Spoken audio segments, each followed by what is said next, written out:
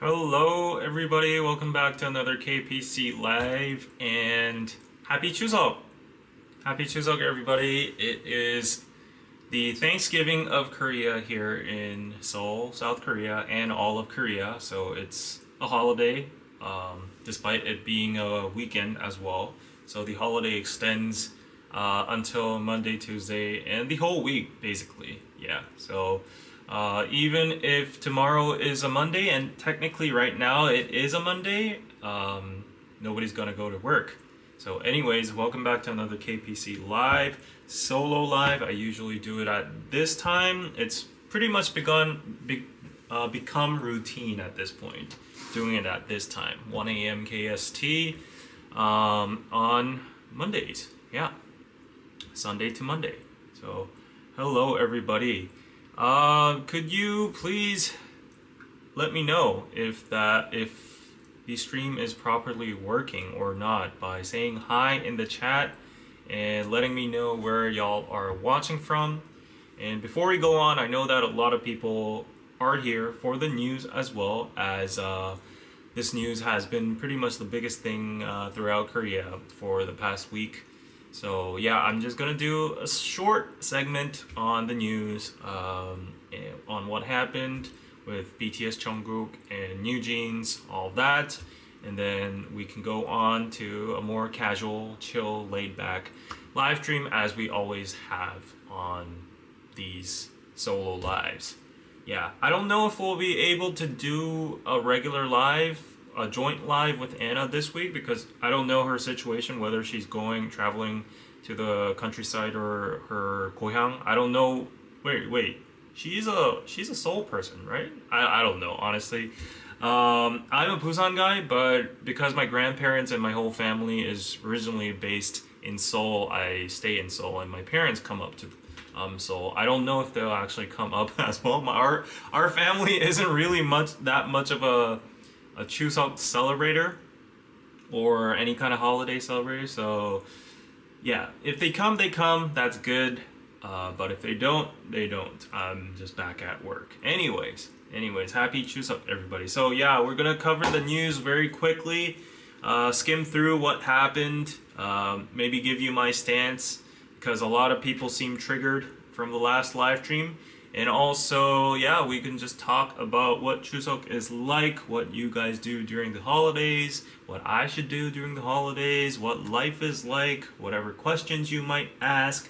Yeah, all that kind of stuff. These weekend solo live streams never have a script or any topic prepared. And thank you, Tammy, for the little something. Stay groovy. Thank you so much. Pizza. Tammy, thank you so much for the PayPal. If you want to support the stream, paypal.me/KoreanPizzaclub. Or if you can't use PayPal, there is Buy Me a Coffee as well. Or you can check out Patreon if you want exclusive content. And speaking of pizza, I did have pizza right before this, and that's the reason I was a little late to the stream. Maybe I should say this or not. I don't know. I had a full pizza. I was just feeling so hungry. Yeah, I ate a whole pizza by myself, and then I got a stomach ache, and I was trapped in the bathroom for the past X amount of minutes, and thus I am here a little bit late. Please excuse my emergency, guys. It's yeah.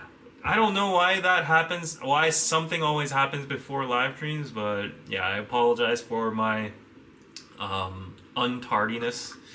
But let's see.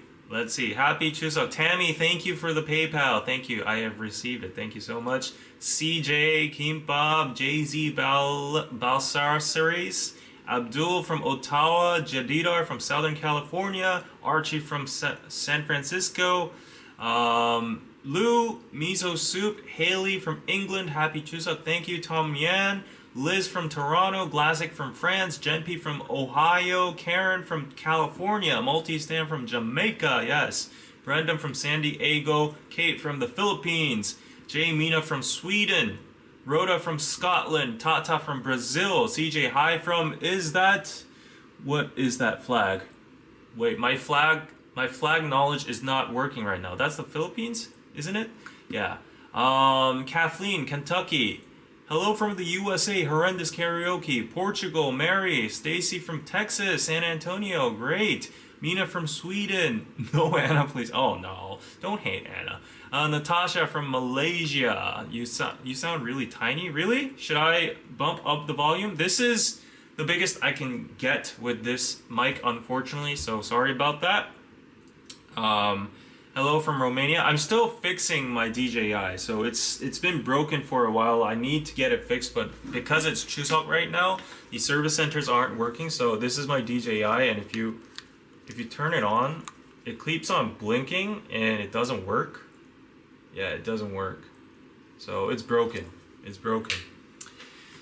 Yeah, so this is my main camera, which I usually stream with the external mics and stuff, but that is not working right now. Happy Chuseok. Thank you, Rachel. T. Rose from Iowa, Vancouver, Canada. I love hockey. What's Aaron? Hello. V Moon Child Tarot. Hello.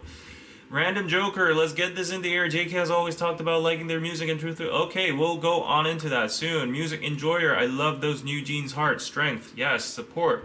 Watching from Denmark. Hi from Germany. Male girl is Noziazigain. Okay. Hi from Brazil. Okay, yeah. Since I'm shouting out everybody, people have been hopping on the country wagon and stuff, but I will stop from here. Just the last few ones. Laura from Panama, Moon Sister from Romania, and Charlotte from the UK. Okay. And we have another person from Panama. Okay, MJ. Okay. Illinois, Philippines. Okay. Australia, okay. Oh, Antarctica. You gotta be kidding me. Antarctica. Okay, Sri Lanka. Florida. New York. Okay, Mexico. Eastern Canada. Saudi Arabia. Hello again from Singapore. Okay, I gotta stop here. I'm sorry, guys. I wanted to shout out each and every one of yours countries and regions, but we got limited time here, so... But I cannot ignore our member, K-Stosh. Yes, hello, Nuna, over there. Hello, Daniel. Yes, I love that cheese and pizza there. Okay, got it. So, oh wow, I did a lot of shout outs, so I'm getting already very thirsty. But before I talk about being thirsty, where are my pills? I need my pills before I forget to take them. My pills are absent for some reason. I cannot find them. Well, I'll have them later. Please remind me, someone at the end of the stream. Yeah, but anyways. Hi from Atlantis. Okay, hi from the moon, says somebody. Yeah, around the world. Yes. So, okay, let's go into the tea first, because I'm pretty sure everybody's probably just waiting for that, even the people who are re-watching this stream anyways. If you see the graph, like mostly about like the latest Minijin, NewJeans, whatever news, it's always like the retention rate is like, when I'm talking about that, it's like, and then when I stop talking about it, it's like, and then it just plummets. And I guess that's just the nature of human beings. I have nothing against it. Like, I mean, like as long as you guys watch the stream, that's good for me. But I would highly recommend you guys to stick around even after the news, because we have a very nice community here. If you're feeling lonely, if you want to interact with other people from all around the world, you saw the diverse audience over here. If you want an intimate community that shares each other's lives and stories, and my life as well, and give each other advice and opinions and all that, share love, stick around. And you can be a part of the topping fam too. Yeah, you can pick a topping of yourself. Mine is for the day bulgogi. Okay. And of course we have the party pooper Nightbot. Yes.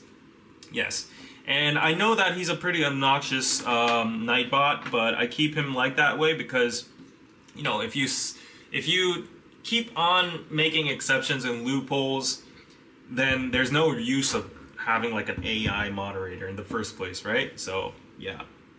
Okay, and Nora, thank you so much. Hi David, been following since the DKDK days. I've been really enjoying the streams lately. Glad to have you here. Pizza. Mwah. Okay, Netherlands. Yes. Okay, so let's go on into the news. The news honestly isn't like, there isn't that much. We've already been through this news I guess like 2 or 3 times already, but there was just a little update over the week, and it is pretty significant. I would say it is pretty significant, and I'm a little bit biased because I'm BTS Army, and whatever BTS says I follow and I would like to spread. But anyways, yeah, so basically the whole NewJeans thing happened. They did their live stream, and they were like, oh, you know, we went through these kind of isolations. We have these hardships right now. We don't have anyone to trust in the company at the moment. We want NewJeans back. We want, you know, someone who can support us, not, you know, kind of like, you know, like sabotaging us and stuff. So basically that was the gist of the whole live stream, and it was pretty unprecedented in K-pop history. Everyone was very shocked. Everyone was talking about it. Hype stocks fell down 6% the day after, but it rebounded like 2% up, 2 to 3% up. But still, a lot of people in the stock market was very like bearish about hype stocks in general. In the long term, everyone was talking about, what is hype doing? Is this even a multi-label? If they're trying to, like, you know, sabotage their own groups, blah blah blah. And then there were also hype stands saying like, okay, NewJeans is at fault right now, you know, they are the ones that are immature, that's not a really good business move, they're ruining their own careers, blah blah blah. And of course, the average normal NewJeans is a witch. She needs a reality check. She needs to get kicked out of the company for real. She's gaslighted NewJeans, blah blah blah, all that kind of stuff. Okay, there was a whole shitstorm, a whirlwind of all of that, and I respect all of your opinions, and everybody has their own opinions. And as per last live stream, I have already put out my stance that I'm pretty neutral. I've tried to stay objective as possible, and we should see this problem in multi-layers, as in a humanitarian perspective, in a company perspective, in a law perspective, and all those different multi-perspectives. Nothing is black and white, okay? Nobody is a criminal, nobody is a victim, nobody is 100% an angel, nobody is 100% criminal, okay? We all agree on that, right? Despite there are a lot of people on the internet saying this person is a devil, this person is like a prick or whatever, yeah, blah blah blah, right? Anyways, let's go beyond all that. So the update that came out right after, like I think 2 days after, it was I think a Friday evening or something like that. It was a Friday afternoon or morning, something like that in KST. So basically, our king, our golden maknae, the most influential member of the group, everything he touches is gold.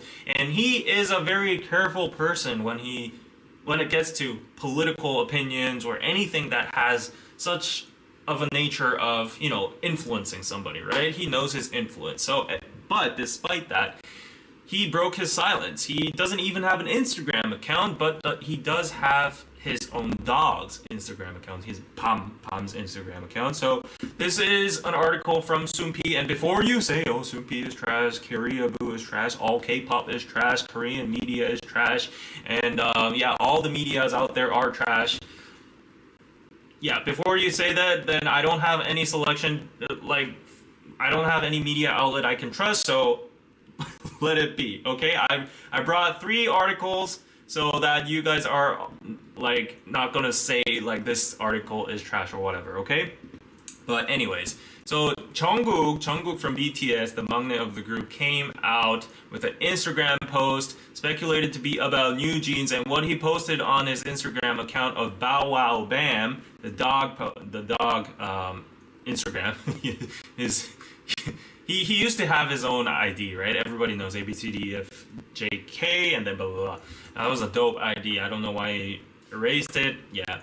But anyways, yeah, he put up the post with this caption, and these are with the caption, "Artists are not guilty." Yeah, and he put up these 5 hearts, which stand for NewJeans' color, with the support and the muscle arm emoji. Obviously, it's sending support towards NewJeans, right? So that was his first post, and the news was getting riled up. Everybody was, you know, quoting this, and the Korean media was jumping on it as well, and like Twitter was going crazy, X was going crazy, yeah.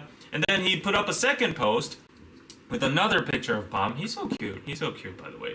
And then he had another caption saying, "Don't use them." And then people were like, you know, is this actually his account or not? Blah, blah, blah. And then afterwards, Big Hit Music came out. And then there were also people saying this is actually not, I'm not going to believe that statement because it was quoted from the Korean media and it didn't come up on Weverse or it didn't come up on like an official medium of Big Hit Music. So before I see them type it in their own words, I'm not going to believe it. It's all fabricated. Well, if you believe that, you're fine to believe that. But what I'm doing is I'm getting secondary information from articles that are published. So please understand that I don't have the ability to cross-check whether this is actually true or not, okay? But anyways, according to Korean media, Big Hit Music stated that after checking with Jungkook, we have confirmed that he made the post because he thought that under no circumstances should young artists be dragged into conflicts or used as a shield. Yes. Yeah. So basically, this is it. The factual stuff stops here. So Jungkook posted 2 Instagram posts, which on his dog account, and he posted 5 hearts, which symbolized NewJeans colors, with a support emoji, with a muscle emoji, and said artists are not guilty. Simple caption. Second post, he posted another picture of this dog, and he said, don't use them. And then K-Media started circulating that, and then everybody was speculating on what the interpretation of this is, and people had different opinions, and Big Hit Music came out with their own statement, quoted by the media, saying that he confirmed that he made the post because he thought that under no circumstances should young artists be dragged into conflicts or used as a shield. So, that's basically it. We have all the facts out of the window, and if you cross-check if you look at other articles here, even on Koreaboo, it says BTS Jungkook earns massive praise for supporting NewJeans while HYBE faces intense backlash. I think this is pretty much written in the Korean perspective because I've been on the internet. Oh, we can't hear you well? Okay, sorry. Well, what? Wait. Mic is glitching? Okay, I'm so sorry. I don't know what is happening, but yeah, like there is no way I can fix this mic right now. Well, let me actually try to... Is the mic really that bad? Or is the mic really that bad, or is it endurable? Cause okay, I'll try this mic, guys. There we go.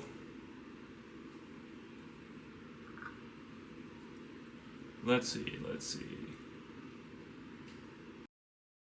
Okay, guys. So I'm going to be using this mic. There are issues with this mic as well because if I speak like this, if I speak comfortably, a lot of people say that the mic doesn't really function that well. It's better. Okay, but I will try to use this. Please let me know that the past 10 minutes weren't completely useless. Like, were you able to make what I was saying? Right? Okay, anyways. Just to summarize it again, Jungkook put out 2 posts from his dog account. He said, artists are not guilty. He supported NewJeans with the 5 hearts, with the strength emoji. And then he put out another post. On the second post, he said, don't use them. And the media started speculating, X started speculating, and then everyone was like, blah, blah, blah. Big Hit came out and said that he actually said that. That was actually him posting on his account, and he said it with the intentions of don't drag in the girls into this mess, right? Okay. We could hear you, but it was glitching. Okay, got it. So, okay, let's calm down a little bit. That mics are always like, I don't know why, but like I stream with the same environment every single time, but there's always something crashing down or something. Yeah. There we go. Okay, so yeah, when I first saw this, when he initially uploaded the first post, artists are not guilty, I obviously went on the internet and saw reactions, and I mean, like, I don't think there's anybody debating the fact that he is supporting NewJeans at this point. Like, there were some people that are still challenging it, but like, it's pretty obvious. You see the heart colors and you see the empowerment sign, and the most imminent, most recent context / timing was pointing to NewJeans. So I don't think anybody is confused with the situation that he's standing up and speaking up for NewJeans and showing his support, right? Initially, when only the first post existed, I went on X to see a lot of people's reactions, and a lot of people were in first denial, saying that either the account was hacked, the account might not be real, like it was never verified in the first place. You can find the dog picture somewhere on Google Lens or whatever. He never speaks about these issues, so it's very weird that he's suddenly talking about it in English too. So they were questioning the credibility of the post, saying that it was hacked, most definitely. And there were people that were claiming that the hearts stand for red velvet, which I thought was ridiculous. Like, what does red velvet have to do right now? And why would Jungkook suddenly come out and support red velvet or something? There were people saying that it was about a letter for RM. There were people saying it was support for Yoongi and Suga. And honestly, I don't know. I don't think that is right. I don't think that's the right logic to follow. But yeah, obviously it was for NewJeans. I don't think there's any challenge about that. And a lot of people were actually saying, you know, like even the level-headed people, like I would pretty much assume that their stances were very like against NewJeans and Minijin, and when they saw Jungkook supporting NewJeans, a lot of Jungkook's fans were actually saying like, I don't know how to feel about this. Like they were like, I don't believe this until it's confirmed it's hacked. So they were really trying to deny the situation, a lot of them. I don't know why. Jungkook has the freedom to support whoever he wants. He's a grown-ass man, and he's also the king of the idols, and he's also a HYBE member and the biggest idol there, the most influential idol there. So, right, he can state his opinion. So, after that, the media picked this up, and then the media started like spiral things to another level, and then it hit the public, right? And then everyone was assuming at that time, and what was like semi confirming that it was about NewJeans, because it's pretty obvious, you know, with the naked eye. Like people can use their logic and like compare. Like everybody saw the similarities between the heart colors, like the exact heart colors that stand for the NewJeans members, the number 5, the 5 hearts, and then the support and the context to everything, right? So everybody was like, okay, it's pretty much NewJeans. The journalists were like assessing that as well. So the media put up headlines like Jungkook is supposedly supporting NewJeans, right? And then after a while, everyone was like, wow, this is groundbreaking that a BTS member is actually stepping up in the midst of all of this, you know, regarding the whole situation, how big the magnitude of the situation is, and how much like legal ties there are, and how much repercussions he would get, you know. And then like thinking of Jungkook's like past track and his nature, like he seldom, you know, talks about these issues. So people were really like awestruck about his reaction. And like the fact that he's actually in the military as well. So a lot of people were like, wow, this is, you know, pretty surprising. And then came the second post, I remember, and like I got, you know, a lot of friends posting it on Instagram, and like Mag, or, you know, all these other outlets, they were posting about like Jungkook's second post and saying don't use them. And then there were obviously more reactions, and there was, I think there was more applaud too, like, you know, wow, Jungkook's really speaking up on this, he's really vocal about it. So there was a lot of applaud in general on how he was supporting, like, how he wanted to like look out for and protecting the girls in NewJeans.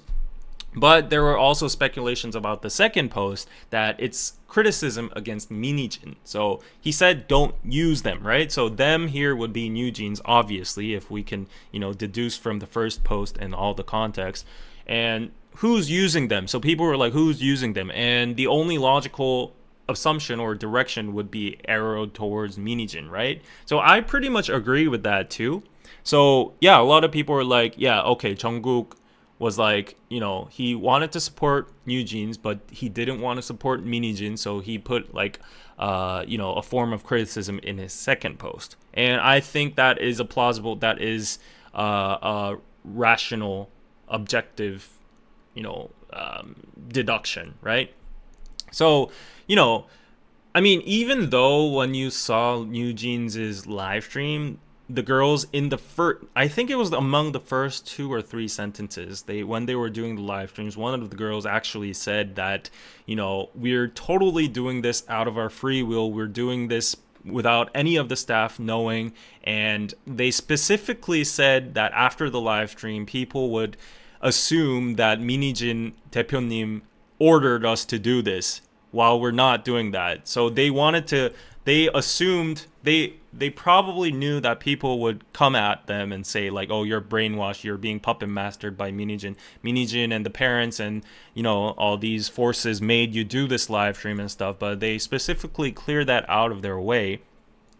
And yeah, but despite all of this, despite all of that, the girls, they were being dragged into this whole fight, like context and result wise. Initially, between like Hive and Minijin, they were getting into like the shitstorm, the whole thing. And in the midst of all of this, we are all observers, right? We are all, receivers and viewers of the whole situation, and Jungkook is one of them too. So my interpretation is, when Jungkook saw this, like what he was trying to say was, I think, pretty much similar to what I wanted to say from my last stream. So he was being very neutral, in my opinion. He's not taking a side right now, but he sincerely, purely just wants to watch out and protect his hubes, like the young girls, as artists and human beings he collabed with before, and he loves their music too. And he's just trying to simply say, don't throw stones at the girls. Like, they're innocent little girls. They're just artists that's been, grinding their asses off for the whole time. They stayed out of the way. They weren't voicing their opinions. And, it's the adults that created this whole fuss. So let's leave the girls out of this.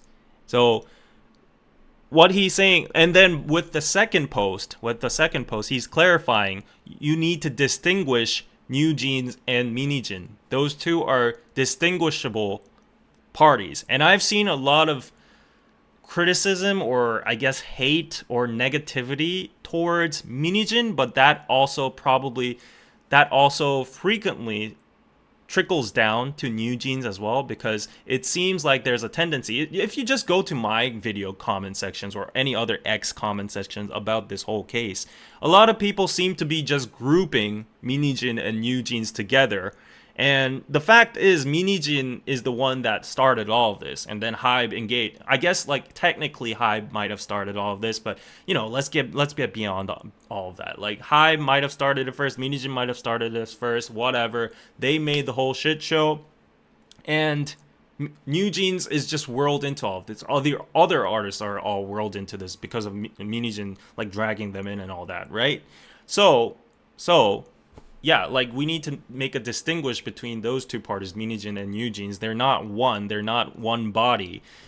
And a lot of people just seem to not have the ability to, like, split them up, right? So they're, like, just grouping them up and, like, sending negativity towards the girls at the same time because they're on the side of Minijin. And a lot of people just don't have the comprehension to divide those two, right?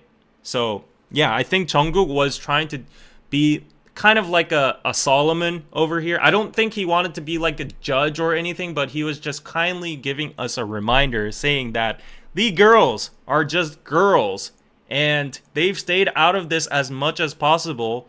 And you need to just sympathize as human beings how much pain and how much stress they might have been through before they made that decision to come out. And even so, even after that, you guys are still just slandering them, like, bombarding them with negativity and all that kind of stuff. So I think Jungkook just wanted to protect them, the young girls, from all that, those attacks and all that. And he's like, I won't say my opinion about Minijin or whatever, but stay away from the girls. So I think it was pretty simple, clear cut. Artists are not guilty. That's what it is. Don't use them. Mostly it would be headed towards Minijin. I can't see another party other than, like who would be a beneficiary, who gets any kind of advantage over, the whole situation. So don't use them would be probably directed towards Minijin. Or I mean, it could be a perpetual just warning or criticism to anybody else who is trying to use the girls as a shield or protection and stuff, which Big Hit Music also confirmed as well, which was known to be his intention, right? So yeah. I think that's what he had on his mind. Well, this is all just my opinion, so like it's irrelevant at the end. Yeah, but I just wanted to share what occurred into my mind when I first saw Jungkook's post. Yeah, so at the end, I felt it was very similar to my approach. I'm not trying to like suck up to my own approach, but like I really just felt a connection with Jungkook with how he dealt with this. He was trying to support NewJeans as the girls, as a performance, as a fellow artist, as a 선배. Look out for them. And then he was criticizing HYBE as well, because like supporting NewJeans also means criticizing HYBE at the same time. And he was criticizing the public or the media and the fans that were attacking them. Like every party that is just like sending negativity towards NewJeans. And I think, okay, like this might rile up the comment section a lot, but a lot of people were pointing out it's weird that he's speaking in English all of a sudden. I probably think that he was sending that criticism specifically towards international fans, especially towards international fans a lot, and his own fans, because he deliberately wrote in English, which was pretty unusual. And if you look at the dynamics right now, the most hate is being delivered from the international side towards NewJeans. So that's just my opinion. And for the second post, yeah, as I said, I think it is a message towards Minijin. And yeah, it's pretty obvious that, the live stream she would be the one that would be, the most benefited out of that live stream. So yeah, that's pretty clear cut in my opinion. So yes, like you gotta see how with both posts he's trying to criticize like all parties such as HYBE, the public, the media, the international fans, the fans, Minijin, and as I tried to be like in the last live stream, he's trying to be very neutral. And a lot of people were like saying I'm biased, I'm trying to protect the girls, I'm on Minijin's side, blah blah blah, just because I said the girls were brave and they took a lot of courage to do that, and we got to look out for the girls and sympathize for them. That's exactly what Jungkook's trying to point out. Just because someone says that, it doesn't mean you're on Minijin's side or you whatever, like you're supporting whatever side on this whole mess and stuff. You need to be able to distinguish those factors and see this not as black and white. Just like, just be a logical human being and feel bad for the girls. Like there's freaking 16, like 18, 19 years old. Can you imagine being under that stress and anxiety and like all that at that age? And the whole world is just like blabbering about them, So you got to be very very distinctive on this, like as objective and neutral as possible. And I mean, not fuel the fire too much. At least try not to send negativity to the girls. Yeah, because they are human beings after all, and artists are not guilty, right? So at the end, I just want to give a big round of applause to JK, because like I think just considering his position, and he knows his influence, right? Like he just randomly states or shows an object or product during his live stream and it gets sold out, and he knows his influence, so he must have wanted to express himself so dearly, but he didn't have the means to, because he has also contractual binds. He has like a position, he has his situation right now, he's even in the military, and it's nearing Chuseok. He doesn't want to create negative buzz, like there's a whole lawsuit going on between the two parties and such. So he thought of the most indirect but, supportive method he could think of for the girl. So I think he was really just smart with how he dealt with the whole thing. And yeah, he really just showed the responsibility of one of the biggest figures and influential figures in K-pop. If you find a way, there is a way. Like, a lot of K-pop idols, I'm not trying to criticize the rest that are staying silent or whatever. Everyone has their own realities and situations, right? But JK was just one of them that was just very, very courageous and brave to actually speak his mind, despite all those realistic binds and limitations. He found a way to bypass and just indirectly show his support and his message. So I think that was very smartly played. So big respect to JK. Yeah. And so I think that's basically it. I think at the end he just wants to say that this is a battle between Minijin and Hybe. Leave the girls out. As I said, in a humanitarian point of view, just leave behind all the legal disputes, the mess, the shit show, the rights and wrongs, who's done this and that. Like, at the end, these girls are 16 years old, 19-year-olds. The oldest is Minji. She's probably 19 or 20. Hain is 15 or 16. All they've done so far is practice and perform the hardest they can. And a lot of people are saying they've stayed silent about this until this whole time. They haven't spoke a bit about this. And this has been going on for months right now. Imagine the amount of stress they would have received within those months, in that time frame. And you can see from Hani's encounter or her episode that you can infer that they've gone through a lot of unknown oppressions or atmospherical changes around them. Imagine you have to going up to a public stage when the whole world is talking negatively about your CEO and your whole controversy around the group and stuff, blah blah blah. It, as a human being, you just can't imagine how life would be as a idol in this whole feud, right? So I feel this was my stance before too. I think Jungkook relates to that too, but just people should be able to feel some sympathy for these girls rather than to use their time and effort to analyze the situation and be the judge or the prosecutor or the corporate lawyer and saying she did this wrong, they ruined their careers, how dare they say this to the CEO, blah blah blah blah. Rather than doing that, just say oh, poor girls, send support. They're why? Yeah, so right, so I think that's what they're saying. And I saw so many comments. Don't deny that people are throwing hate at the girls. People, among the comments, I saw so many people saying, NewJeans, they're entitled brats, they're replaceable anyways, they're talentless, they don't even write their own music, how can you even call them artists? They're brainwashed and gaslighted puppets from Minijin, like their mother, like their daughters.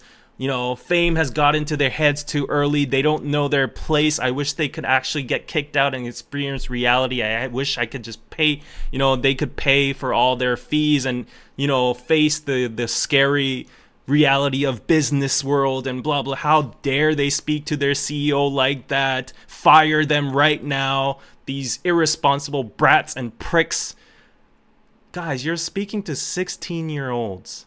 You should be ashamed of yourself if you think like that. That is not it. And I saw some people, they're so disrespectful even within their own culture. They should not be speaking like that in that kind of tone. I saw the whole live stream. And how are you going to say something that is in the context of negative terms in a politeful manner? They were being politeful in terms of honorifics and all that kind of stuff. But the message itself, when the container of the message itself is negative, then it's going to sound rude no matter what, right? So, yeah. So, at the end,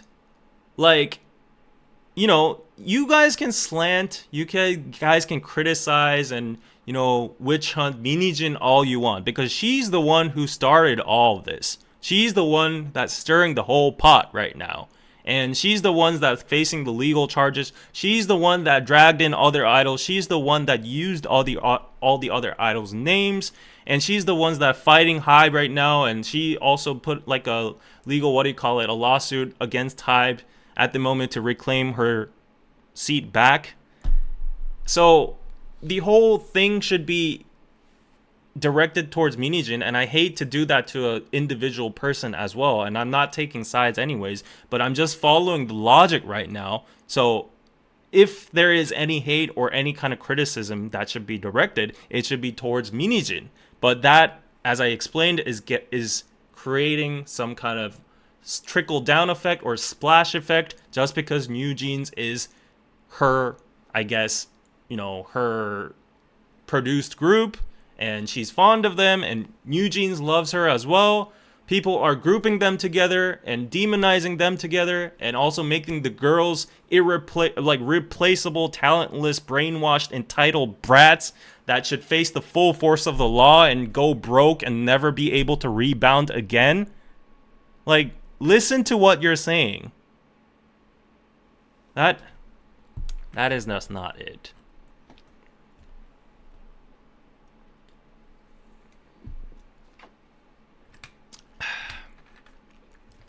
So yeah, I mean, the girls, as I said, they've been silent until now. They were, for months, you cannot imagine what they have been experiencing throughout their activities. And you can see from Honey's case that, that's just the tip of the iceberg. They wanted to cry out for help. They were driven to a cliff, and they were probably very mentally unstable. They're uncertain of their future because of the possibility of being shelved or exploited in the future by Hybe. They knew that whether they do the live stream or not in the future, their future wouldn't be that bright inside Hybe. So they knew that. So it was like, whatever, F it, we already have so many internal politics going on anyways. People aren't supporting us in the company anyway, so this is our last call. Like, we got to do something, So was it a right decision to come out publicly like that on a live stream? Were they brainwashed or not?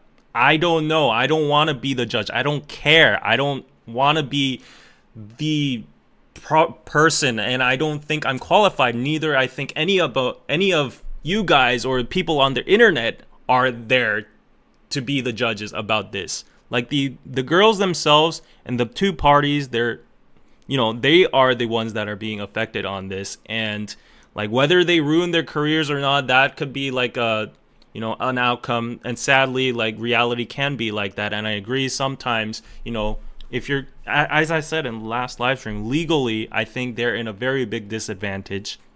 But who knows what's going to happen? The wind is blowing on the other side right now as well, too, like public sentiment wise, right? So they're just young artists, and I was just trying to point out the amount of like courage they had to like actually put into, and like how much anxiety they had to withstand to come out to do such kind of an act. So like, clearly, even if they're young, they would know that they have contracts and they would have repercussions. And the media right now is saying that they are facing an estimated 3천억 위약금. So that's like 250 million USD, something like that. 250 million USD. And despite knowing all that, if they chose to come out on a live stream, they must have had a good reason to, right? So, yeah, like, I think what Jungkook was trying to say, and like what I'm trying to say at the end, is like, before everyone tries to be these like judges, courtroom judges, like these corporate liars, like, people just need to be good human beings and like, treat these girls as human beings. And try to understand why they're taking this kind of like ultimate step, And whether it might be right or wrong, like it might be immature or not, you might actually face the legal repercussions, and they might actually have to, you know, pay that much money or not. But at the end, like, do you really want to throw that in more hate towards the girls? Like, I just don't understand that standpoint. Yeah.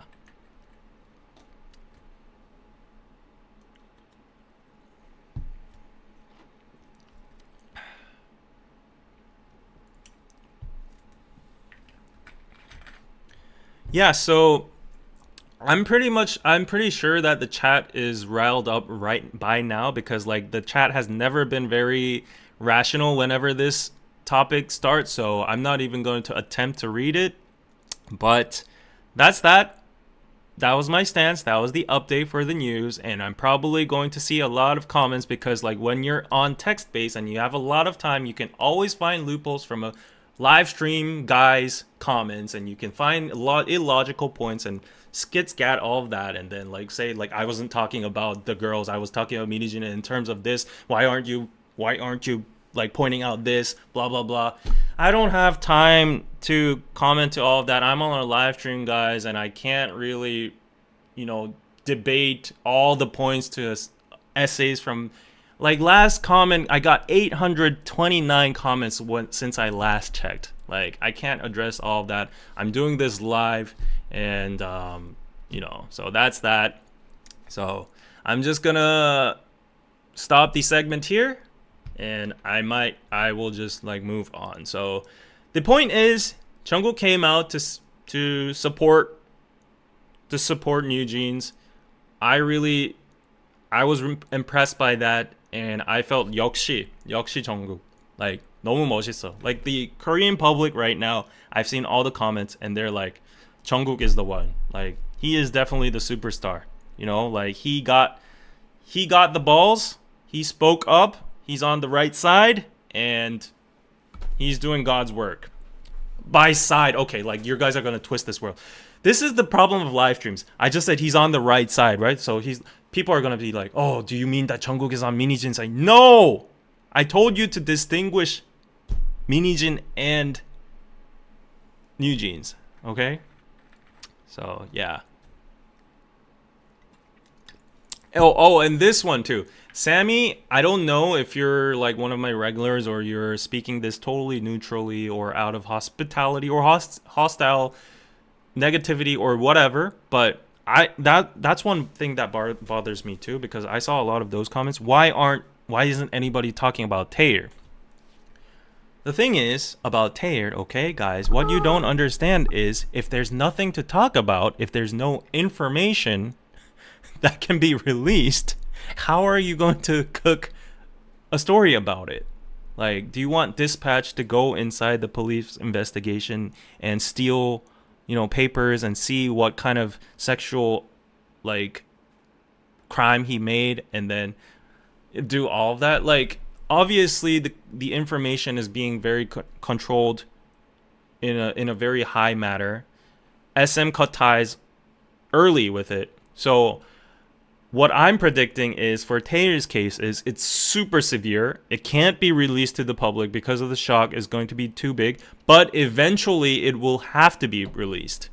You can't contain that kind of information for too long. But right now, I think the police and SM or whatever groups are trying to contain it as much as possible because of the severity of it. But it's going to come out soon, and then that's going to be the time to talk about it. So yeah.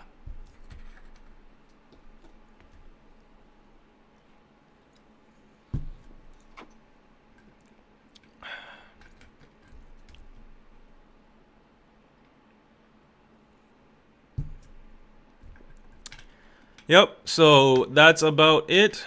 I hope you're not offended by that, Sammy, because I think I recommend you from the regulars. So yeah, no spite towards you. It's just that I found that comment a lot, yeah, in the chat. Oh, I've been drinking this too much, and I need my pills. Where are my pills? That's so weird.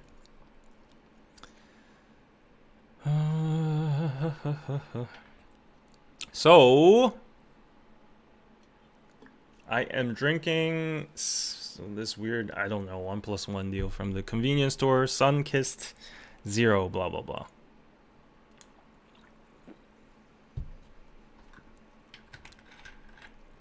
Okay, let's read some comments. Okay, Stosh, thank you. I think you were very objective with your comments and your insight. Thank you. How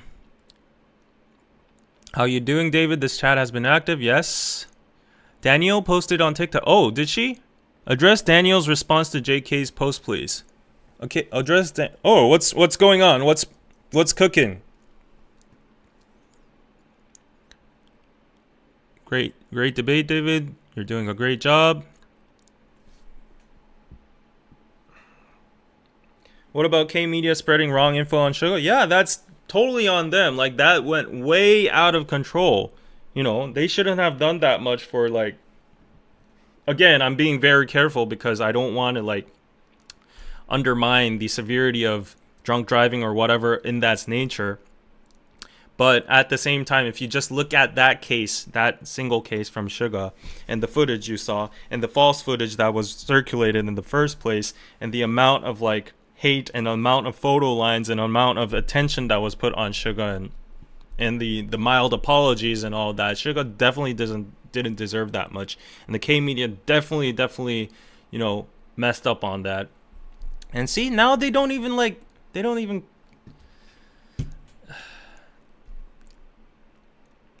Hi from Canada. Okay, Abdul, stop spamming. Can you sell your KPC t-shirts? Yes, I'll try to. It's on phoning. Well, I'm not on phoning, so could you please give me like a article or wherever? JK is probably fed up with the industry right now. That's exactly what I thought too. I think he felt really bad looking at some comments or something, and he decided to like step up.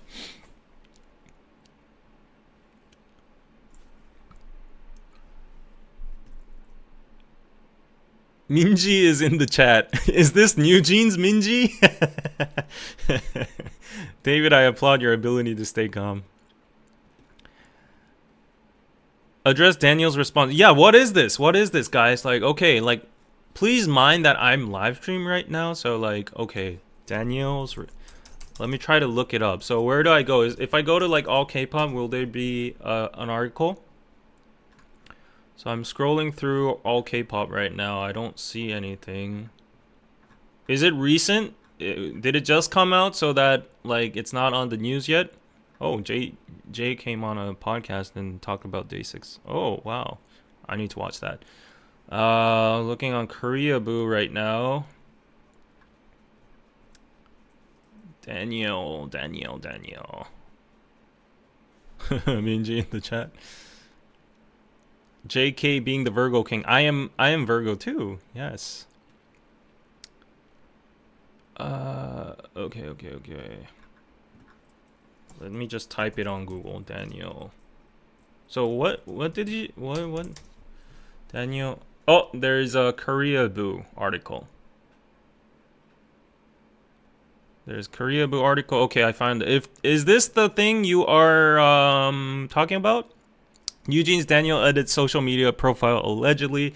Oh my gosh, I was about to like make this news short, but new stuff comes out and oh my god, when is this going to end? I am really sorry for the regular KPC viewers that are here for the normal social news. I promise that this will end within this time frame, okay? Like, okay? So we'll slowly return back to social news and like behind all this BTS, NewJeans, Minijin, K-pop, hype, all this kind of stuff. I know that a lot of people have been messaging me saying like, could we just like go back to the social news? Because like the K-pop fans are not going to even watch your channel anyways after this news ends, which you have a point, but there are new fans being introduced to the channel as well. So please understand. I hope you understand the situation. But yeah, okay. So let's look at what happened here. Some fans labeled it disrespectful. Uh-oh, what happened now? So, Okay, following BTS Jungkook's recent Instagram post showing support for NewJeans, fans have noticed a change in Danielle's phoning app profile. The not-so-subtle edit has, however, sparked controversy and heated debate online. Until September 14, blah, blah, blah, Danielle's phoning status was, "You are my sun on a cloudy day." Sunshine on a cloudy day. Okay, so apparently they have like this kind of profile on their apps and stuff. And Jungkook's post came out on September 14, and she changed her status to a color for hearts, accompanied by a sparkle, blue cap, and a pink heart with the arrow emoji.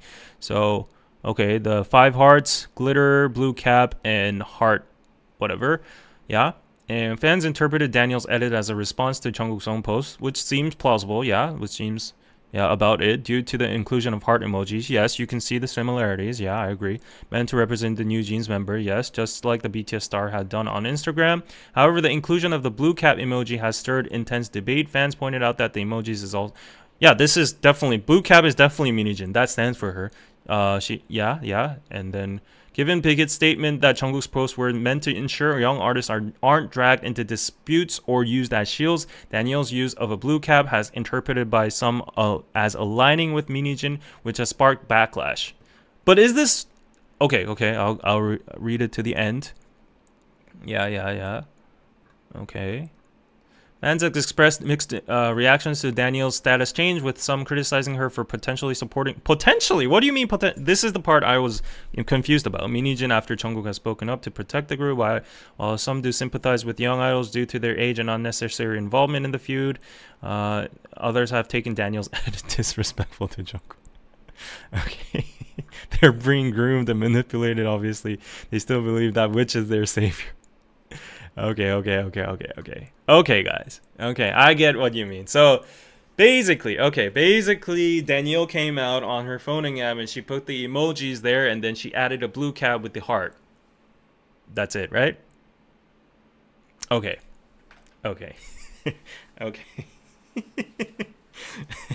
Okay, I will just state my opinion on this. Well, first of all, I don't understand why people are getting mad because first of all, NewJeans in their live stream already supported Minijin, right? You might argue that's being groomed or manipulated or, whatever. You might argue whatever you want, but that is their opinion. That is what they felt as the frontline artists that do their daily lives and whatsoever, that they feel about their performances and their music videos and their creations and their interactions with the new HYBE administration and all that. So that's totally their opinion, and they've fully stated that already during the live stream, which was before Jungkook's post or whichever post. So they've already posted their opinion, right? So they've already publicly stated that they support Min Hee-jin, right? And that is their opinion, right? And then even after that, Jungkook came out and said that whether or not he's distinguishing Min Hee-jin or not, which is my opinion, he supports the girls, right? So this came before they already support Min Hee-jin. Jungkook came out and said they support the girls, and Danielle posted another thing saying, "I support Min Hee-jin" again, implying that with her emojis. So where is the logical problem here? Like, I don't understand. Like, yeah, because I don't understand the logical flow there. So, A, the girls came out, they supported Min Hee-jin. B, Jungkook came out, he supported the girls, knowing that they publicly supported Min Hee-jin. C, Danielle added some emojis, heart emojis with the blue cap, implying that she supports Min Hee-jin and thanks Jungkook as well. So the stance hasn't changed anywhere, and I don't understand.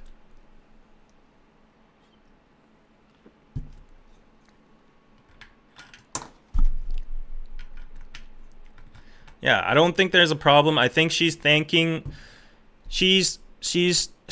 true to her original stance, and she's also thanking Jungkook in a way by acknowledging that and referring that in her profile. And because also Jungkook didn't give a clear implication of what he's saying. Like, it was an indirect one, right? Everybody has their own interpretations. Maybe he said it to Danielle directly or whatever. We don't know the behind the scenes, but what he posted is artists are not guilty, and they had 5 hearts. Danielle posted 5 hearts with her ad of her opinion, and I think that's just it. Like, we can't micro-analyze their psyches and go inside and dissect what's happening behind their minds, whether that's disrespectful or not. As far as it is to me, I'm just like, oh, she changed her profile. Wow, superstar Jungkook oppa or 선배님 put out support for us, so let me acknowledge that and put that as my profile too. But I supported 민희진 대표님 from the first place, from the beginning, so let me add a blue cap too to show her support. So period. I just don't think anything's cooking there. So yeah.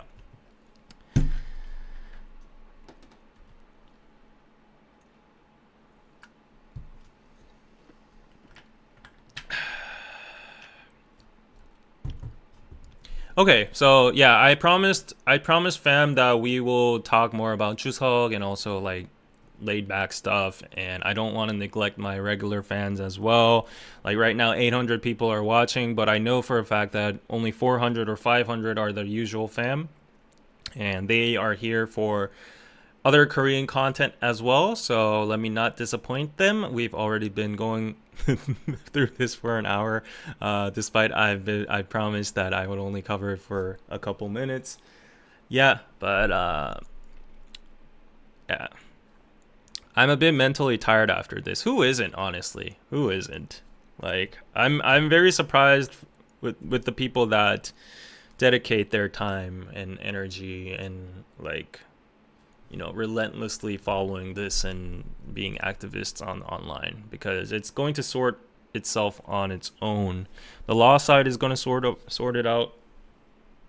We'll have a verdict, whether the victory be Hybe or 민희진, we don't know. We'll see whether NewJeans is going to be kicked out of Hybe or whether they'll pay themselves out, or whether, like, you know, there's another investigation that has been filed by the Manpower and Labor Department that's going to also investigate whether that was in company bullying for like Hani's case and stuff. And then we also heard that Minji said like this is only the tip of the iceberg. We have also crude evidence for other stuff. Blah blah blah. So it's probably gonna go on, and there's going to be legal outcomes, and there are going to be, you know, results. And in the meantime, you know, everybody can state their own opinions, but I only want to emphasize that in the midst of all of this, like, it's freedom of speech. You can do whatever you want, but like, these are little girls and they're probably in hell anyways, so let's not just make it worse for them. That's bottom line, whatever I think everybody wants to say. And yeah, I'm mentally tired from it too, so let's go on. Yes, we love Wonho. Yes, thank you, Lonnie. Yeah.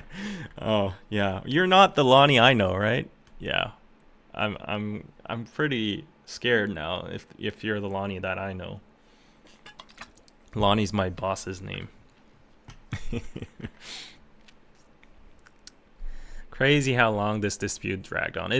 Guys, like, it's gonna go on for a while. These kind of legal disputes last long, and as I said, the worst outcome from NewJeans is that Hybe is just going to, I mean, I don't think there is much of a silver lining for them, honestly. I think what NewJeans did isn't going to be very effective. It's probably just going to be in their disadvantage. And yeah, they might get some negotiation power, but I don't think anything is going to change drastically unless a miracle happens or Pang PD suddenly goes to church and whatever becomes a saint.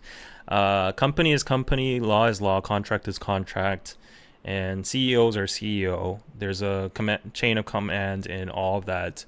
So despite the public sentiment being favorable towards NewJeans and people sympathizing for them at the end. In a legal standpoint, I don't think the future is that bright for them. So people are just dreading the outcome that HYBE is definitely just going to shelf them and put them in the dungeon, and maybe just exploit them for world tours, or make them do activities that they don't really feel for themselves and all that, which is highly the most plausible outcome in my opinion. Yeah, because $250 million is really hard to get up with. And I've seen an analysis by this lawyer, YouTube, and that person dissected the logic behind why it's $250 million, and it was it made pretty much sense. So apparently you calculate the sales of the past 2 years of your activities, and you put that as the standard, and then you calculate the remaining years of your contract, and then you multiply the remaining years of the contract by that standard, and then you add up like some other stuff, blah blah blah, and then it becomes $250 million. But that is the bare minimum according to the law. So probably HYBE is going to try to put in this and that and add buffers and initial investments, blah blah blah, and then it will be maybe over $250 million. And there is no way those girls, even if they are NewJeans and Minijin, there is no way. Some people are saying that the Saudi Arabian National Fund or somewhere is like rumored to contact them at the moment. I don't think that's happening. Some people are saying China money is contacting them. I don't know what's happening, but like it's going to be really, really hard to bail them out for that amount of money. So I highly doubt that's going to happen. Best case scenario, their NewJeans is going to try to nullify that amount with their own legal standpoints as well, and they're going to compromise in a middle ground. And they might have to pay back all those fees, legal fees, throughout the years in the future, and who knows how much it's going to be. But it doesn't really look bright for NewJeans in a legal standpoint. At least that's what everybody's saying. Yeah, and everybody's saying like, how dare they go against their CEO? Nobody, like, just because you can't like put a tantrum in your company because like your beloved coworker or beloved ex-CEO gets fired. You can't order the company to like bring her back and like fire the existing CEO and blah blah blah blah. Of course, like who doesn't know that? That's common logic. That's basic common sense as well. But like there are other exceptions as well, and you got to think of the dynamic and specialties, or like the peculiarities of this case. So NewJeans, they're honestly not the average company worker, and fandom dynamics or the fan business or K-pop business, it's not that clear cut. Of course, law-wise, HYBE is on, like, they are on a huge advantage. I would argue that NewJeans doesn't even stand a chance against HYBE, but their negotiation power comes from public sentiment, because that's the dynamic and that's the fuel and power of an influential figure or a K-pop idol, which is fan business. And if you mess with the fan sentiments, that sprinkles into all elements of a company like HYBE. They can boycott HYBE, they can smear HYBE, and you might argue that NewJeans fans don't have any power or whatever. But once that reputation keeps on piling against a company like HYBE's reputation right now isn't really good. You got to understand that, like, objectively, it isn't that good. And if this keeps on going, this smear campaign keeps on going, and they get this image that they're like going against young girls and battling them and trying them to pay this astrological amount of money and all that, that image like piles up, and then that is also applied to the stock market, that also applies to sales, that also applies to future artist signs, and like artists who are thinking or potentially thinking to enter HYBE and signing with them, other labels that are doing M&A deals with HYBE. So it's not that clear cut. It's not all about like who is legally right now, who like whether you can demand the CEO to be reinstated or not. You got to think about the fandom dynamics, the fandom business, the K-pop business, and the exclusivity or like the peculiarity of the nature of this zone here. So yeah, let's so it's not that clear cut, I would say. And although by the book, on the surface level, right now, NewJeans is on a very big disadvantage. And Minijin, I don't even know. I don't think she has a very big edge here. Like, I don't think she has a big weapon. I think, she like if what NewJeans is claiming, I'm sorry to doubt them myself as well. Even after I want to believe them wholeheartedly, but even after they said we are not doing this because Minijin 대표님 asked us to or requested us to do, like result-wise, that is benefiting Minijin. So, like optics-wise, NewJeans is her best card, and so we don't know how this is going to play out. I think it's very complicated, this talk all derived from what's going to happen next, until when is this going to end, and the conclusion is it's going to go on for a while. It's going to take a long time. It's going to be very dirty, very ugly. We don't know what other cards Minji has up her sleeves. Like, we don't know. It's Chuseok right now. They're not going to be responsive, so we're not going to hear anything decisive until the end of the month. The ultimatum NewJeans gave was like the 27th or something. So after that, we don't know what's going to happen. And another person said the HYBE stocks are falling because like it's a recession in general. Whereas I agree to that. If you see the degree of how much it has decreased within the past few months, there was the stock broadcast that was analyzing this whole situation, because like it was the biggest news in Korea. They were saying HYBE stocks went down minus 26% ever since this whole new Minijin feud started, and that's compared to other companies a very, very steep decrease, and they suspect it to go down even further. So a lot of investors, retail investors, are pulling out. A lot of institutional investors are not sure about HYBE as well right now. And a lot of besides all of this, just to talk about HYBE in a totally different angle and realm, a lot of HYBE investors are really just not happy with HYBE's decision recently, because their new CEO after Park Ji-won, I forgot his name, but he recently became new CEO and head of HYBE or whatever.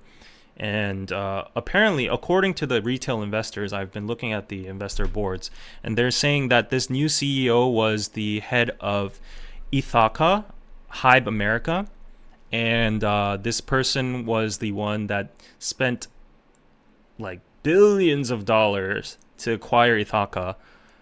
And the reason behind that evaluation of Ithaca was because Ariana Grande was one of the artists, but then right after the deal, Ariana Grande pulled out and she terminated her contract, or like she was no longer in Ithaca or whatever. I'm not that up to date with this either, but then because of that deal, HYBE had to pay so much more than Ithaca's original like evaluation price, and that cost him so much more money, and that was a big failure and a big toll into HYBE's sales and business revenue. But even so, like after all of that, while it's considered a huge failure in the industry, like appointing him as CEO, just like a lot of retail investors are saying that just means Bang PD is just like selecting whoever is within his fam or his gang. Like he doesn't care about like capability or ability or anything. He's like, at least for the context of Minijin, like wherever she's like shady or like she's morally iffy or whatever, she was a money earner, right? And he's kicking out money earners and he's bringing in new CEOs as like money losers. So people are like really angry with Hybe's corporate decisions right now. So all the investors around me, at least, have very negative opinions on it, and it doesn't seem like it's going to rebound in the near future, because BTS, the only hope Hybe investors have is BTS. Like they are solely investing because of BTS right now, and BTS is not going to come back as a complete OT7 in a long time.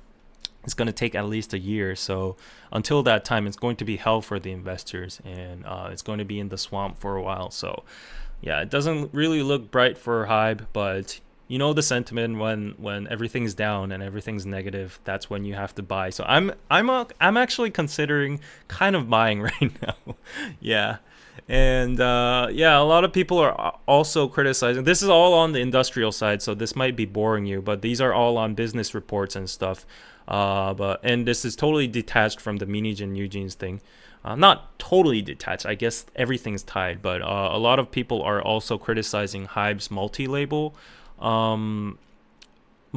system as well, because the business reports usually refer to multi-labels in the West, and the reference I saw was like Universal Music or something, and it was a big group, and the example they gave was like under that group there were big artists like Eminem, Taylor Swift, or Coldplay, and I can't remember the exact artists, but let's say Taylor Swift, Eminem, and Coldplay, they're all under that big multi-label, and that's what's called a multi-label. And the existing purpose of a multi-label is to make artists from different sectors and different categories. Let's say Eminem's from hip-hop, rap, Taylor Swift is from pop, and then Coldplay is from rock. And those three fandoms or three audiences don't, like, they might intersect, but they don't like really clash, and they have their like independent freedom, creative freedom, and they have their independent managements that are making executive like strategic deals within their own little companies. As in like Hybe, it's like it should be Source, it should be Odor, it should be Pledis, and something like that. It should be Big Hit Music, right? But a lot of people are criticizing Hybe's organization as a multi-label because it's different from that Western model. They just are copying the outline of a multi-label, but if you go inside right now, what's happening is, first of all, the management, the big hit, or like the original Hybe and Pang PD, is just sending down the management and the CEOs from who he's favorable to, and he's trying to control each company, and he's not giving that much creative freedom to the companies. And what's even worse is that because these companies have the same pie and they're in the same K-pop field, they are in some way competing amongst themselves in some way. And that's normally not the case, but when a controversy like this happens, like right now, I know that Minijin stirred the pot, but when a controversy like this happens, Le Sserafim and Eyelid is taking a hit from NewJeans' rhetoric or like situation and something, and that shouldn't be happening in a multi-label thing. They should be giving synergy effects with each other, or they shouldn't be interfering at all. They should be collabing or whatsoever, but result-wise, that's not happening. So the investors are complaining right now, is this even a multi-label? Like, why do you even say you're a multi-label when there's no benefit coming from the system itself? So, yeah, that's what I've been seeing from the investor side of the talks. And because of that, because of this whole negativity and the controversy going on and the multi-label stuff and the new CEO and BTS still in the military, a lot of people are very pessimistic about Hybe's potential stock value, and and also the global recession. Although we're gonna get like a an interest rate cut soon, like in 3 days. I think it's going to be at least 25 or 50 points. Still, a lot of people are saying that the recession is going to go on, the inflation is going to be high, economy is bad, and we still are in a bubble in terms of like stocks and shares, and the K-pop industry is kind of peaked. So like people are pulling out their funds and actually putting like redirecting into like semiconductors and other assets and stuff like that. But anyways, enough of the boring stock investor talk.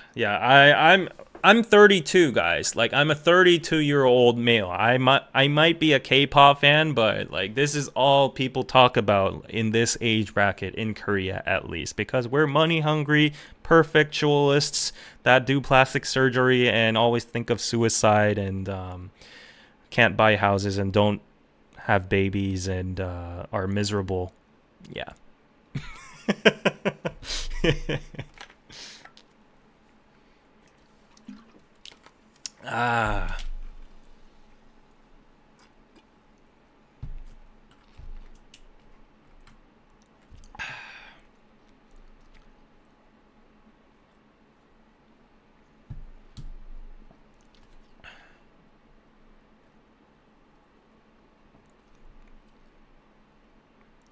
Oh. Whew.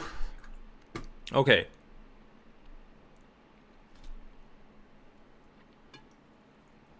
Yeah, according to international folks, Korean people always think of suicide. And we're materialistic and we're never happy. Money only brings us happiness, and we don't have babies because of that, and we hate men and women each other, and we use deep fake to make porn, and kids kids are making deep fake of their classmates, and we have telegram rooms with perverts, and we're trading meth, and we have clubs called Burning Sun, and all of that kind of stuff. So that seems to be the narrative nowadays about Korea, and a lot of people are gaining a lot of views with that on TikTok. That's all I see nowadays, though. Don't think of suicide. I don't think of suicide. I'm Christian. Yeah, thank you, Nova. Nova, can't stop. Super stellar. Yeah. No, I don't sound depressed. I'm being sarcastic right now. I'm being sarcastic because, like, despite all of that, you're seeing all of that on the media. Like, no shade, no spite at all. Just come to Korea, Habibi. Come to Korea, Habibi. Fly to Seoul. See how it is for yourself with your own lens.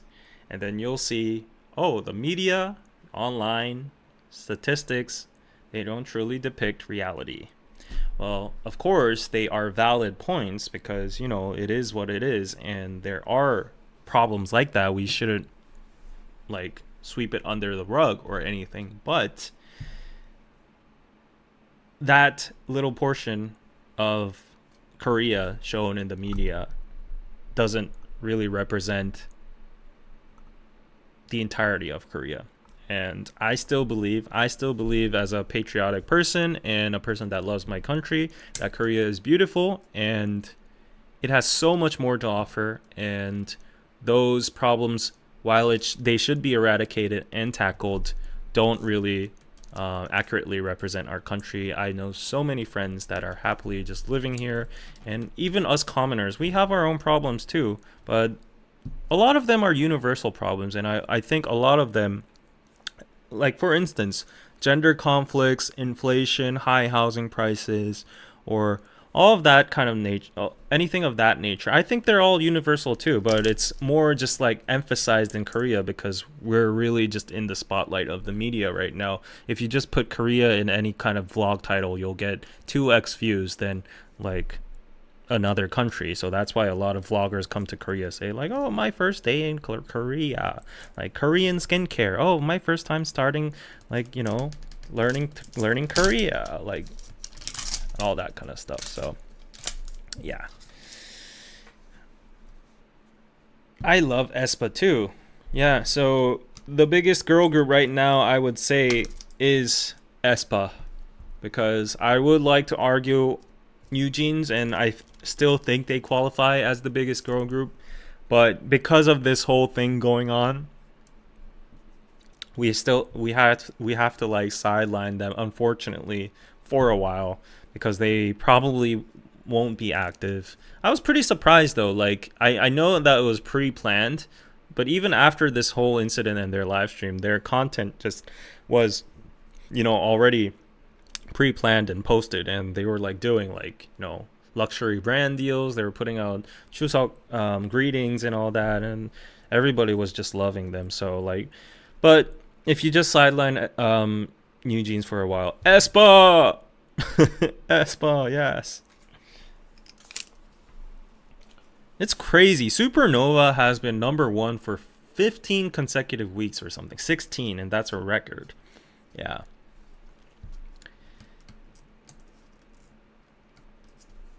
Nobody outside Korea knows about them. Well, I'm happy. Let us gatekeep. Please, nobody know about aespa, please. Okay, guys, I'm gonna hurt y'all, but like, I want to gatekeep aespa.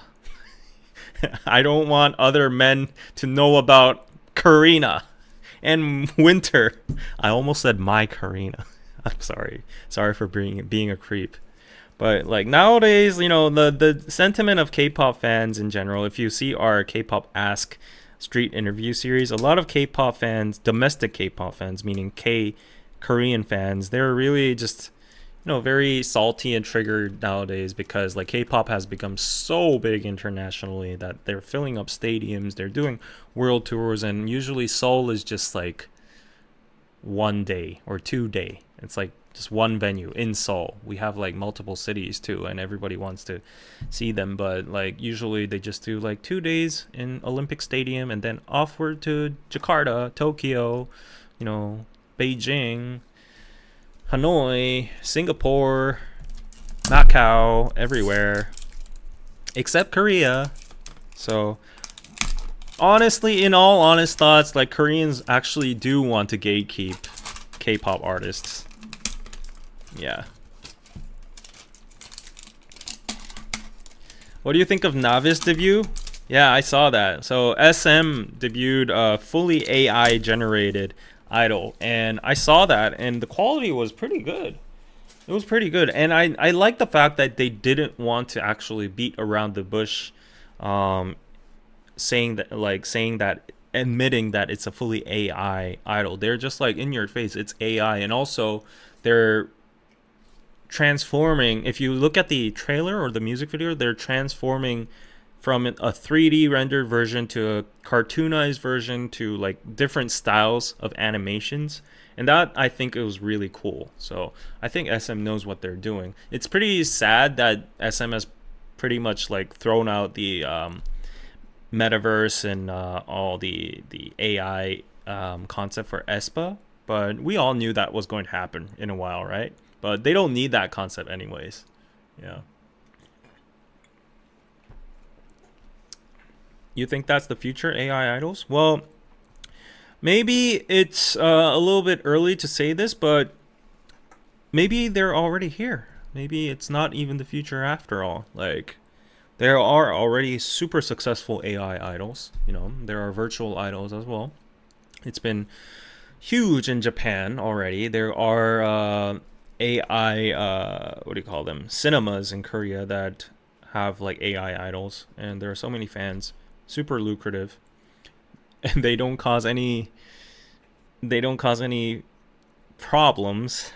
I want to be very careful with the wording, with the context over here. They don't cause any issues because they're AI.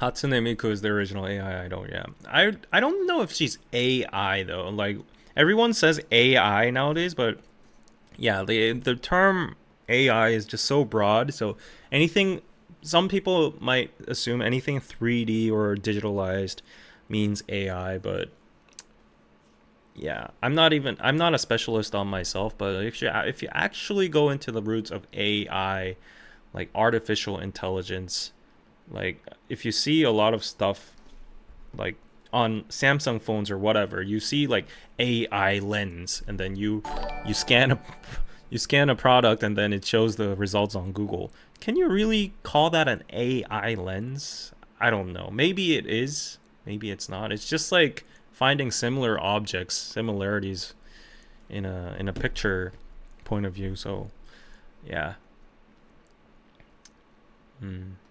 I would say ChatGPT is definitely like that's generative AI and stuff. But yeah, I can't live without ChatGPT anymore. Like ChatGPT is life. It is life. I could never fangirl over a program, man. I thought I would be like that too, but I will not deny that I am a huge anime fan. I love anime and I love to debate about anime. I love to watch it. I follow all the mainstream animes, and sometimes I'm fanboying, fangirling over anime characters subconsciously. Yeah, I don't really like show like zealous, avid like support and go off to offline comic cons and do cosplays and stuff like that. But yeah, like I think even if it's a fictional character, it looks really cool and stuff. So to some extent, I can relate. But if it's like a character, it's like a game character that I think it's really cool, but because I put in more effort or I spend money and you can see the amount of popularity growing or the character's stats or like its figures or something changing accordingly to my efforts and stuff, and it's like an immersive interactive experience, then if I get that feeling that I am actually worth something to the AI idol, then I think I might, get hooked with it. Yeah. That's kind of different though, but in a grand scheme of things, we're all just fanboying, fangirling over fictional characters. And then what I always say is like, if as long as you're not hurting anybody, I don't understand. Like, okay, let me do a rant. So I hate people who look down upon anime fans, K-pop fans, or whatsoever in the subculture. Like, I don't even want to call it a subculture anymore. But if you think of what people like, okay, like this might become like gender conflicts again, but like men are the ones that usually, not only men. Okay, women also think some men are lame because they watch anime and stuff. But anyways, mostly men think like, oh, K-pop fans are lame. Oh, they don't have any lives. They're delusional Swifties. They're crazy folks. Blah blah blah. But if you look on the flip side, men are also fans of football teams. They are fans of like a soccer player. They're fans of a baseball player. They immerse themselves in like games 24/7, and it's all the same stuff. Like it's the same activity, but I don't know why one side thinks one side is lame when basically they're doing the same things. Like that, it just doesn't make sense. Yeah.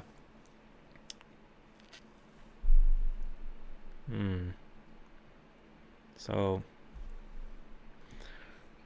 yeah, yeah, you got your own happy places. So yeah, like otakus, like anime lovers, they're not hurting anybody, right? It's a double standard for sure. RB, you got the Amazon gift card, but it was redeemed to US account. I can't even use it since it's changing region. It's not allowing me to use it, so please can you check it? I'm very sorry, but I don't have the authority to check on the card at this point. Like, yeah, I think you'll have to figure something out on your own. Either use VPN or whatever, but like the cards weren't issued from me in the first place. Like I was just the campaign manager, and the cards were sent by the client directly to you. So I don't think I can help you with that, but I hope you find a solution. Yeah, or a way around that.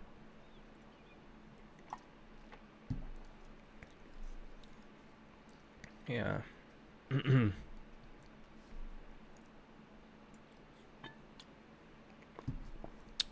There's a, like, if we go back to that, like,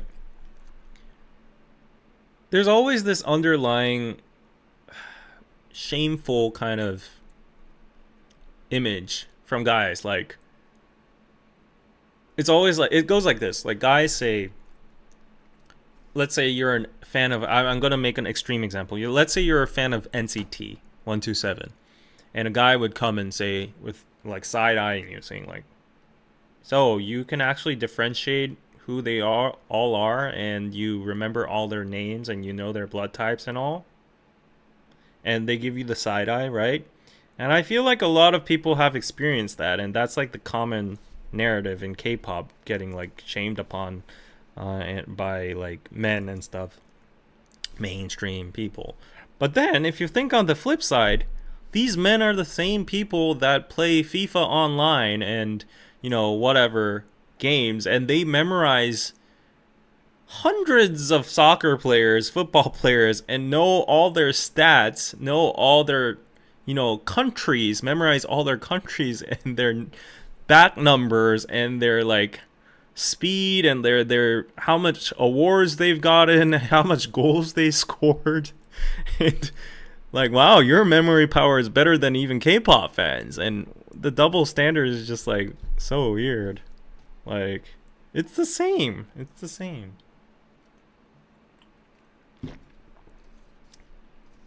Yeah.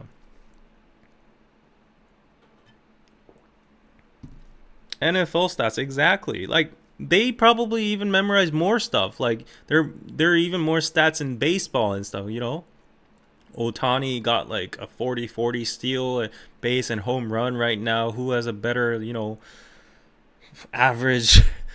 I don't even know those stats. Yeah.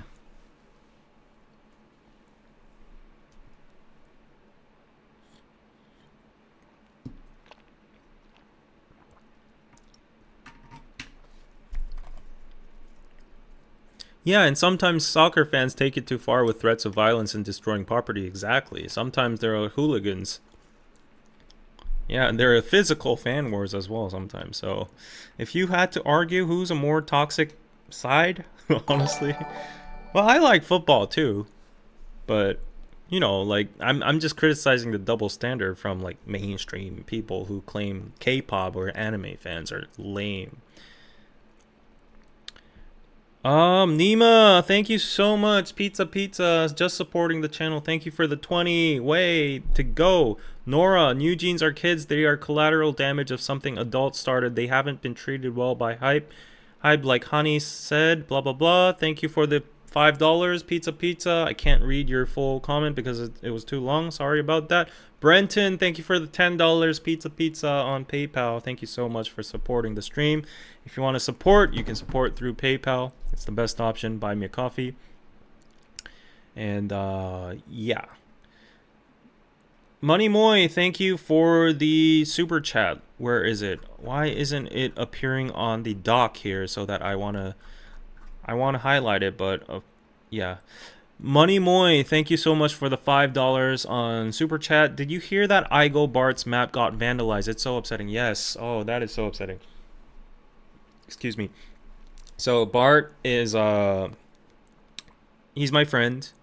He's a Dutch guy in Korea. He's massive. He's tall, and he has this project going around all the dongs of Seoul. Dong is district or neighborhood, and I don't even know how many there are. But he has a huge map, which he drew, and he even did an exhibition of it. So he's covered like 1/3 of all of Seoul's neighborhoods, and he goes to each place and explains the history of it, and explores, like, even if it's not a fancy area, like he just goes through those places and he vlogs it and stuff. So that's his massive project going on. It's called Welcome to My Dong, and he made an exhibition. I unfortunately didn't have the time to visit him, but yeah, like, the past yesterday, I think some young people, I saw his post, vandalized his map, and they put like scribblings of their names and stuff on it, and it was like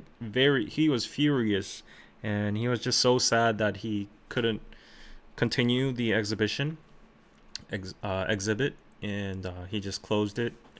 So that was very sad. I don't understand why people do vandalism and stuff. Yeah. Hello, Nicole.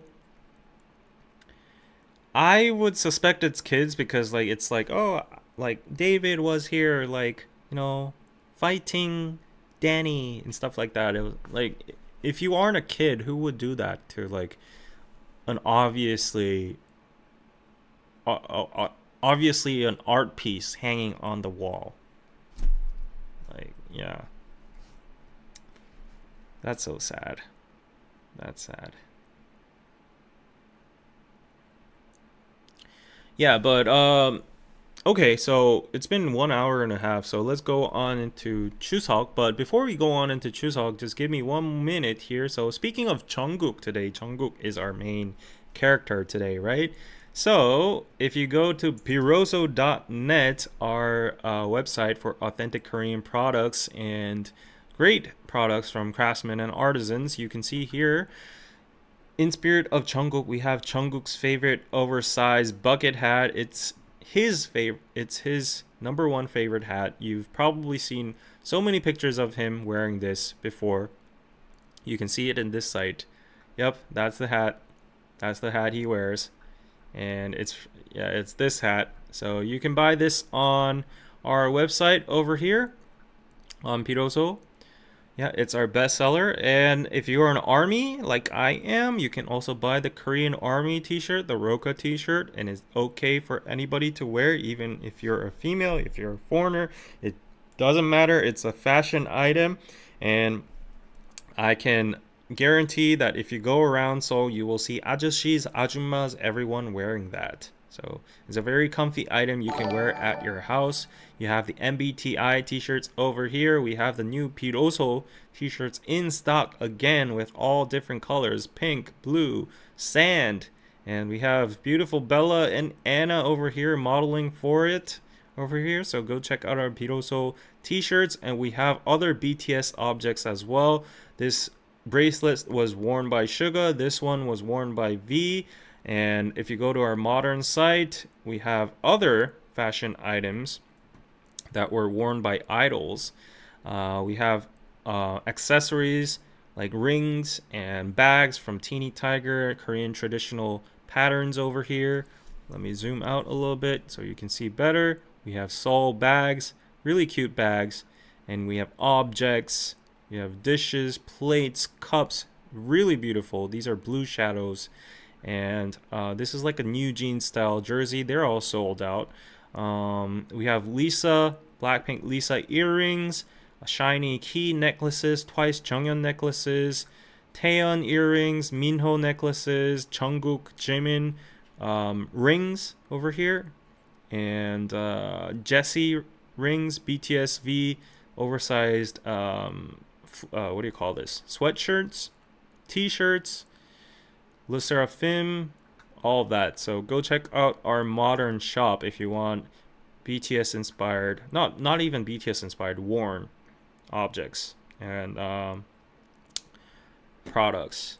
And this is our site, Piroso. If you want a 10% discount, you can use the coupon code KPC, 3 letters KPC, and you will get a 10% discount, but only if you are a new customer and you haven't used that coupon code before. But don't worry, because if you subscribe to our newsletter over here and just type in your email list, you will be sent all our new blog posts and along with discount coupon codes. Yes, weekly. And in our blogs, we put a lot of effort into our stories. I recently wrote this story about lost tigers from Korea, from ancient legends to BTS's webtoon, discover their untold story. So you know that Chaco was a BTS webtoon, right? And they originate on the Joseon Dynasty special forces called Chaco Kapsa. which were basically tiger hunters. So back in the day, we had tigers in Korea. So I have the whole history of tigers in this blog post over here. So go check it out. And of course, we have like more traditional objects, products that sell super well. This diary over here is super cute. What? This is sold out? Oh my gosh. Wow, we actually sold out. Dang. Okay. Okay. I didn't know. I'll have to celebrate with Jin. But yeah, that was on pre-sale, but that is sold out. Just notice that because it's Chuseok, shipping is paused until September 20th because Jin has to go rest too. He was in the office today actually. He's working hard. I'm working really hard. He takes care of like all the logistics and shipping and stuff. But it's Chuseok, so everybody got to rest a bit, right? Yeah, so go check out Piroso. Thank you guys. And K Stosh, thank you for the 10 pizzas on Buy Me. Wow, that's a 50. Wow, thank you so much. Love the discussion today. Pizza. Thank you, K Stosh. Thank you so much. Yep. Thank you so much. I always forget to use my coupon. Well, you can always use it next time. Yeah, it's perpetual, so no worries there. But let's talk about Chuseok. If you have any questions about Chuseok, ask away. But for me, I don't really celebrate Chuseok that much. You know, like our family, as I've told you, our family is in a kind of a sad situation right now. It's not the time to actually like gather and laugh, haha, ho ho. I will visit my grandpa probably tomorrow or the day after, and also visit my grandma, who's on the bed. But yeah, even if it's not this year, like even if it wasn't this year, our family is just very small, so it's not compared to other families that have like 10 to 20 family members and gather all together at like the oldest person's house in a countryside or anything. Our family is located in Seoul, and also like our family all together combined, it's like 5 to 6 people, so it's no different than an actual family lunch over the weekend or anything. So we don't really put that much meaning into it. But Chuseok is the equivalent of Thanksgiving in Korea, and because it's like, you know, fall is coming and harvest season is coming, and rice is the biggest harvest crop of Korea, and this is the season where usually like we harvest rice, and we're all just thankful for the food and the prosperity and the health, and yeah, that's why family all gathers, and we just like talk together, update each other, and play games, watch TV, eat fruits, blah blah, and maybe do some ceremonies to our ancestors. We don't my family doesn't even do that because we're Christian and we're not allowed to like worship idols or ghosts or anything, so any of that kind. So our family isn't the typical Korean Chuseok family, so don't expect a lot from me, but I can indirectly tell you what it is like based on like media and other friends, right? What are you eating for Chuseok? So usually during Chuseok we eat like we call it charesang. So what goes on the ceremonial plates, there's like a lot of fruits, there's like a lot of traditional desserts like yakgwa, songpyeon, all of that. There's like fish and of course meat, and then there will be makgeolli and not makgeolli, actually Korean traditional alcohol like cheongju and stuff like that. It's similar to sake.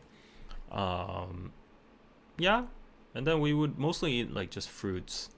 And actually, like in traditional Korean society, Chuseok or any kind of traditional holiday is pretty much dreaded by women because Korea up till now was a very what is it? Suddenly the word, I'm mixing the word with patriotic. What's the word? I'm glitching right now. Patriarchal society until now. and it was very confusionist, which literally states that men is the heaven, women is the ground, and women should serve men, their husbands, as the sky. Because of that, during Korean holidays and just in daily settings, especially in holidays, women had more chores and work to do. They're always stuck in the kitchen, just frying pancakes or cutting fruits and serving them to the guys who are just laughing in the living rooms and playing cards or whatever and drinking. And usually the daughter-in-laws, the wives, are the biggest victims because there's also a dynamic with the mother-in-law too, and the mother-in-laws, they usually like power play in the kitchen. They're like, oh, you do this, do that, oh, you're so lazy, oh, you don't know how to do even cook this, blah blah blah. And they get a lot of mental stress, so a lot of wives don't want to go to their husbands' houses during Korean traditional holidays. But I think that has been improving. The situation has been improving now that there's a lot of gender equality, and even the older generation is realizing that it's very impractical and unreasonable. Those practices are slowly just getting erased. Even in my family, like of course, for my family, the case is just different because we're, just a small family and we're Christian. But yeah, like the introduction of new religion and new mindsets. Like our family's very Western based too, because like we lived in the U.S. too, and a lot of the media and a lot of new ideologies like feminism and stuff, because they're getting introduced, and a lot of criticisms within society, different schools of thought. Because of all of those, like it's getting better and better, and yeah, there's no doubt that like we need to preserve our tradition, but we need to discard like inequalities and all that. So yeah, yeah. So nowadays, still it appears on the news that there is a lot of stress for women, but I hear it's getting actually better. Yeah. Is Songpyeon you'd something you'd gift? Is Songpyeon something you'd gift? You could gift Songpyeon. Like it's not out of theme, but normally you just like make it yourselves and put it on the ceremonial table. Yeah, and then just eat it together. Or nowadays, a lot of wives or women, a lot of people just don't know how to cook like traditional stuff that much. Of course, if you go on YouTube, nothing's impossible. Like I don't understand people who say they don't know how to cook, because like literally you have all the recipes, all the things you need on YouTube, like step by step. And I guess like following those baby steps and making it doesn't actually, equate to I can cook, but technically you can, right? Just for special occasions. But anyways, nowadays people are just getting lazy, and then like the labor is just too much of a hassle. Just so they just go to local marts or E-Mart or somewhere like that. And when it's Chuseok, when it's near holiday, they got it all prepared, ready made for you. Like they are selling like crazy over there. So you can just go to those local marts and buy them. Yeah. I always argue my mom to do that, but she never listens. Like out of good heart, like out of, as a good son, I don't want to see her sweating in the kitchen and like grilling and frying pancakes every day, like every minute, and like flipping the fry pan and like putting oil and all that. It's like such a hassle and like all that. And I tell her like, Mom, I'll just buy it from the mart. I'll just buy it from the local market over there. Like, and it's no offense, it's gonna even taste better, and Grandpa's gonna even like it even better. And she's like, that's not the point. You have to show the cheongsong, the effort, and your grandpa, even if he's old, he knows. He knows that whether if this is bought or this is made and cooked. And what is he gonna think of me if I buy like ready-made and sold, food for him? He's gonna think that I don't care about him anymore, and that's not the responsibility of a wife what do you call it? Yeah, your husband's wife and stuff. And there's still those kind of thoughts there. And people might be saying in the chat, I'm not looking at the chat, but people might be saying, so why don't you go help? Isn't your responsibility to go help when your mom refuses like you to buy it? Well, I hate to be a bummer, but moms and grandmas on the traditional side don't let guys in the kitchen. You are prohibited to go in the kitchen. Yeah. And of course I can go to the kitchen and like eat my own ramen, cook my own ramen, and eat my own bibimbap, do whatever the hell I want. But for those typical standard procedures of making like traditional food and that kind of stuff, they never allow us to do it. They're like, oh no, this is not what a man does. Like, don't do this. You have better things to do. You know, I don't want you to do this kind of stuff. Don't waste your energy on it. And they're very strict about it. Yeah. And then you might also argue, but you should also just like man up and like penetrate all those, you know, defenses and actually offer a hand and stuff. It's hard. It's hard. Yeah. That's what I should do. Just buy it ready made. Yeah. Yeah, it's a lot of pressure. I understand, right? Yeah. Yeah, but actually for the cleaning up, yeah, I've done a lot of cleaning up, and at least my mom lets me does the dishes, and she really appreciates that too. So like I try to help her in other ways that as much as I can. At least I drive her to my grandpa's house, and like I keep my grandpa company. That's also like all due respect to my mom and her manual labor too. Keeping company of your grandpa is also in some way a form of labor too. That is a huge task that my mom would not like to trade with. She would not like to trade the manual labor with my labor of keeping my grandpa company, because like she's like, oh no, you keep him company, I'll be in the kitchen. Like I'm happy in the kitchen. Like just listen to his war stories, listen to his, you know, the fraud he had to go through with his business partners, like his, you know, his good heyday stories and like the old Korean days and when he was in the Japanese colonial rule and all that. Like we've like my mom respects him as a human being, as a vet, but you got to understand when you hear that same story over and over for 1,000 times, not even exaggerating. Like it's not that he has dementia or anything, but elderly people tend to say the same stories over and over and over again, and they don't know if they've told it before or not, or they just want validation or pride. They seek pride from telling those kind of stories, and when you're when you're in their presence and they keep telling the same stories, it sometimes becomes very mentally very consuming. And my mom's like, yeah, I'll be in the kitchen. I'll serve him in my way. So you be the good grandson and make him happy. Like, be very attentive, do good reactions, be responsive, don't sleep, don't doze off, and stuff. So yeah. What are y'all saying? We celebrated Chuseok today. We live in the US and most of our extended family is in Korea, so very small and low key. Thankfully, my brother does most of the cooking because no one wants to eat what I cook. Thank you, Minji, NewJeans Minji, for sharing your story.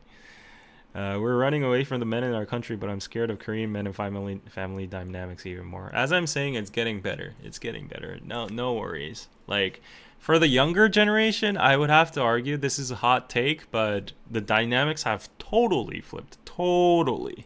For our generation, men are nothing. Like, we don't even have human rights. I would even take it to that extent. For the newlywed couples in our generation, woman is the king of the house. The woman is everything. The wife has all the authority in the house. Her word is law. Men do not have rights.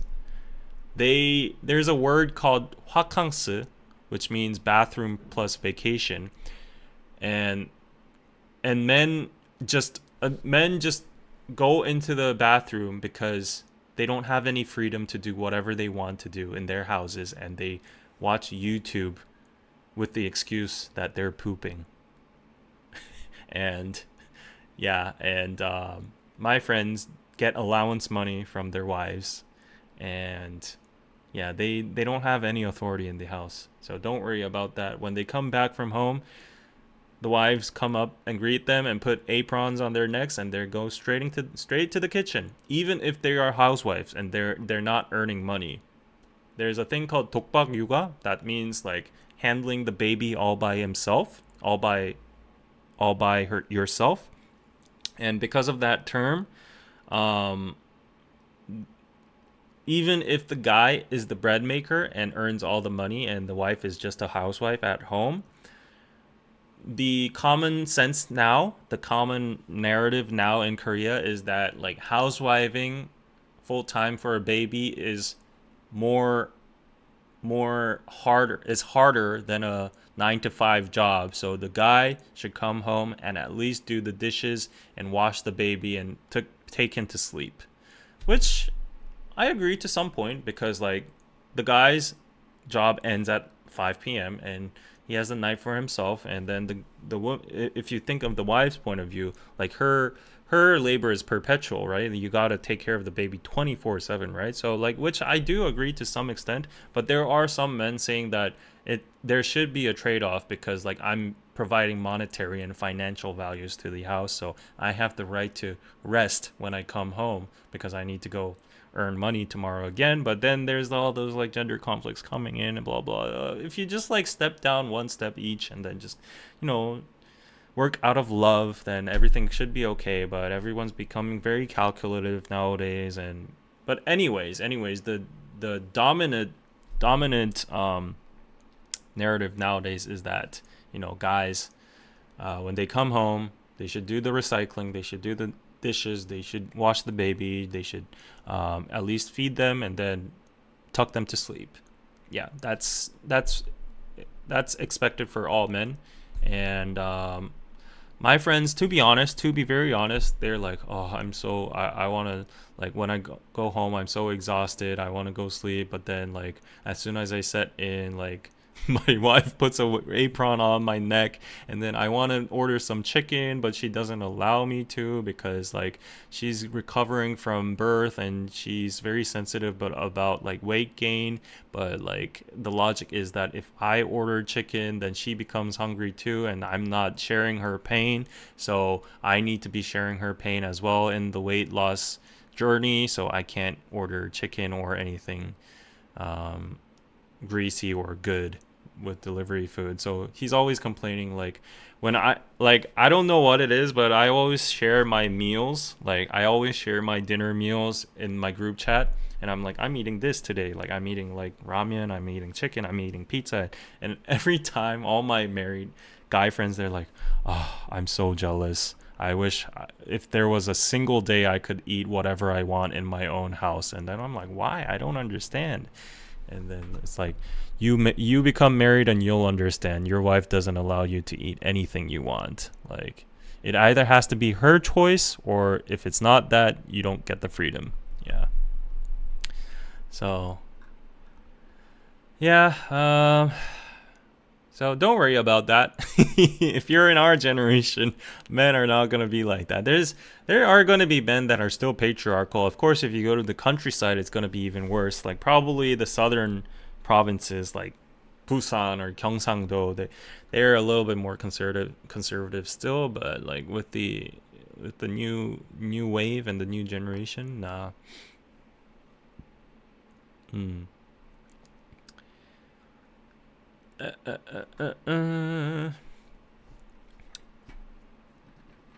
Yeah, let's see.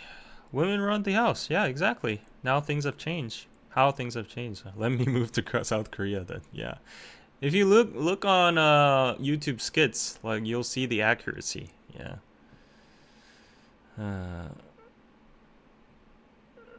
Who should listen to that? I don't know who Gino is.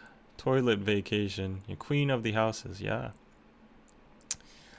I'm gonna try that with my husband, but I don't want his cooking. Should be a shared responsibility, yeah.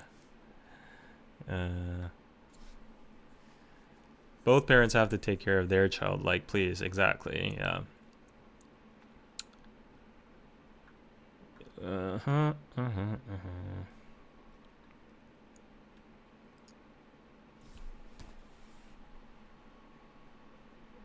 Yeah.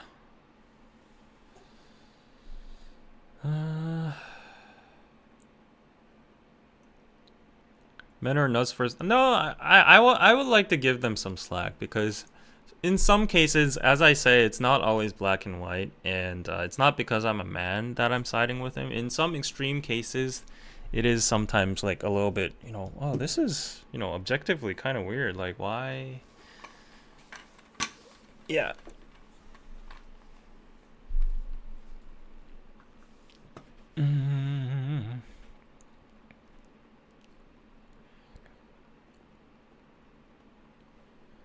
Yep. So Chuseok. I think right now, even because it's Sunday, nah. Actually, because the weekend started before the actual holidays. The actual holidays start on Monday, Tuesday. That's the real Chuseok. It's when the full moon fills up. But usually during Chuseok, the roads get paralyzed, and the highways, they're all like, you're all stuck there. Everyone's just going to their own respective regions and 고향s. We call it 고향. 고향 means your hometown. And in my case, technically it would be Busan, but because my grandparents are based in Seoul, technically it's still Seoul. Yeah, so yeah, I don't have to go anywhere. But if I were to just visit my parents, I would go to Busan. Yes, but it's extremely hard to get. There's only a limited amount of KTX tickets and trains per day, so the full capacity cannot transport the whole population, right? So only a selective few get hold of tickets for the KTX, and it happens like usually like 1 month or 2 months before the reservation, and it's usually like ticketing for a concert, so they're all out in a matter of seconds. And if you don't have that, you go to the buses, the express buses. That's a better option because at least buses have their express lanes. But still, yeah, that's the secondary option. And then you would have like planes, but I think for planes there are even fewer flights. So yeah, there's flights, and then there are countrysides that don't have like airports and stuff or train stations. So yeah, besides all of that, people would just choose their cars and go to their specific hometowns, driving, and yeah, because the highway is usually just all connected together. There's a huge bottleneck occurring during Thanksgiving, Chuseok, and you can see. Actually, let me check. This is gonna be fun. So let me check. Usually they do like real-time broadcastings of Chuseok 교통 상황, traffic. I don't think they have real time right now, but yeah, I don't know. Right now I can't see anything. Oops. But it usually looks something like this. Oops. Usually looks something like this during Chuseok in the highway. You gotta stand that for like 4 hours. Yeah. This isn't real time, but I think this was like 1 day before. But you're stuck on the highway for, I think, max. If you're going from Seoul to Busan, it normally takes 5 hours by car, but with the traffic during Chuseok, I think I've done it once before, and it took me like 7 hours. Yeah.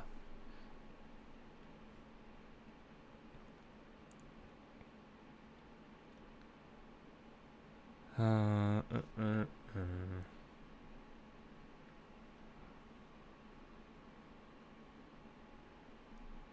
Have you seen the group Cat's Eye? Yes, I have. But I'm not really like into them yet. Like if they put out good music, I'll check them out.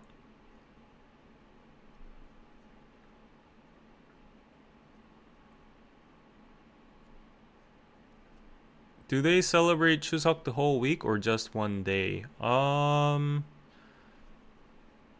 It's normally just like one day you visit your family. You would stay if it's a long holiday and you haven't seen your relatives or parents in a long time, then you'll probably just stay at their house for the entirety of the whole holidays. But in our family's case, it was normally just like one short visit, and we wouldn't even sleep there and just go back. Yeah, like it's like it's different from case to case because in our case I have a house in Seoul, right? And then my grandpa's house is also in Seoul. So when my parents visit, me and my parents would go visit my grandpa, but then after the whole visit we would spend like I guess like 6 to 7 hours at their house, eat a dinner together, update, you know, life talks, all that. Um get some money and then go back to my house, and then my parents would sleep at my house like in a more comfortable setting.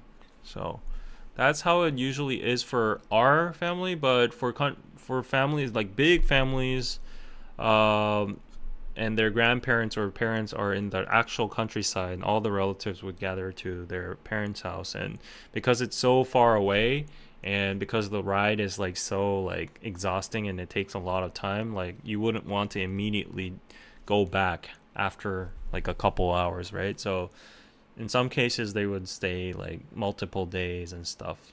And you have to consider traffic as well because you want to avoid like prime time. So yeah.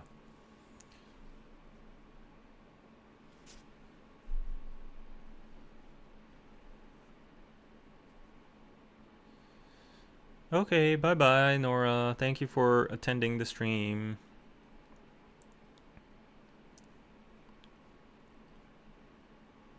Traffic looks crazy. It would be best to leave a day before, it seems. Yeah, exactly. Like there are people like you. There are a lot of people like you, and people use their own like leaves to get a head start, or people actually attach one of their vacations to the holiday so that they can just stay at their parents one more day and then come back without the traffic and stuff.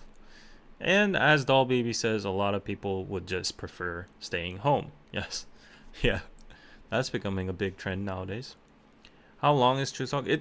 Chuseok itself is only like 2 to 3 days normally, but because if you attach the weekends, or if the president designates like the what do you call it, the middle day, or the leap day or whatever in between a week, then let's say if Chuseok is like Wednesday, Thursday, like Tuesday, Wednesday, Thursday, and then there's Friday is a work day, and then there's Saturday, Sunday, then the president would just declare like Friday as a alternative holiday, and then we would just like have a whole streak of holidays. Yeah. Chuseok sounds the same as Seollal in Singapore. Oh, we have Seollal here too. Like they're two different things, but they're basically the same. Yeah. Seollal is just like Lunar New Year, and that's originated from again, like we have our own version, but it originates from China, the lunar calendar and stuff, and it's similar to Chinese New Year. Yeah, but we have our own celebrations and stuff. But I know that Chinese Lunar New Year is like super long. Like when I was in Singapore, they had the Chinese New Year for like 2 weeks. So I went traveling Southeast Asia, like entire Vietnam during those 2 weeks. And then I think I even went to Bali then too. Started from like Hanoi to like Ho Chi Minh to Da Nang and everywhere, like Mui Ne and everywhere in between, Hoi An, and Vietnam was so good. And then those like, where was that? Harong Bay, that was amazing. And then I went to Bali, and that was amazing. Yeah, Singapore was so close to Malaysia too. I went to KL and then where's the Johor Bahru? That's like very close. I miss those days. You could travel everywhere. Yeah. Concept is same where families gather, catch up over food, and get money from our parents, grandparents, and every couple we visit. Yeah, basically, I guess it's because it originates from the same stream of like Chinese holidays and stuff. We're all like at the end, you know, culturally very close.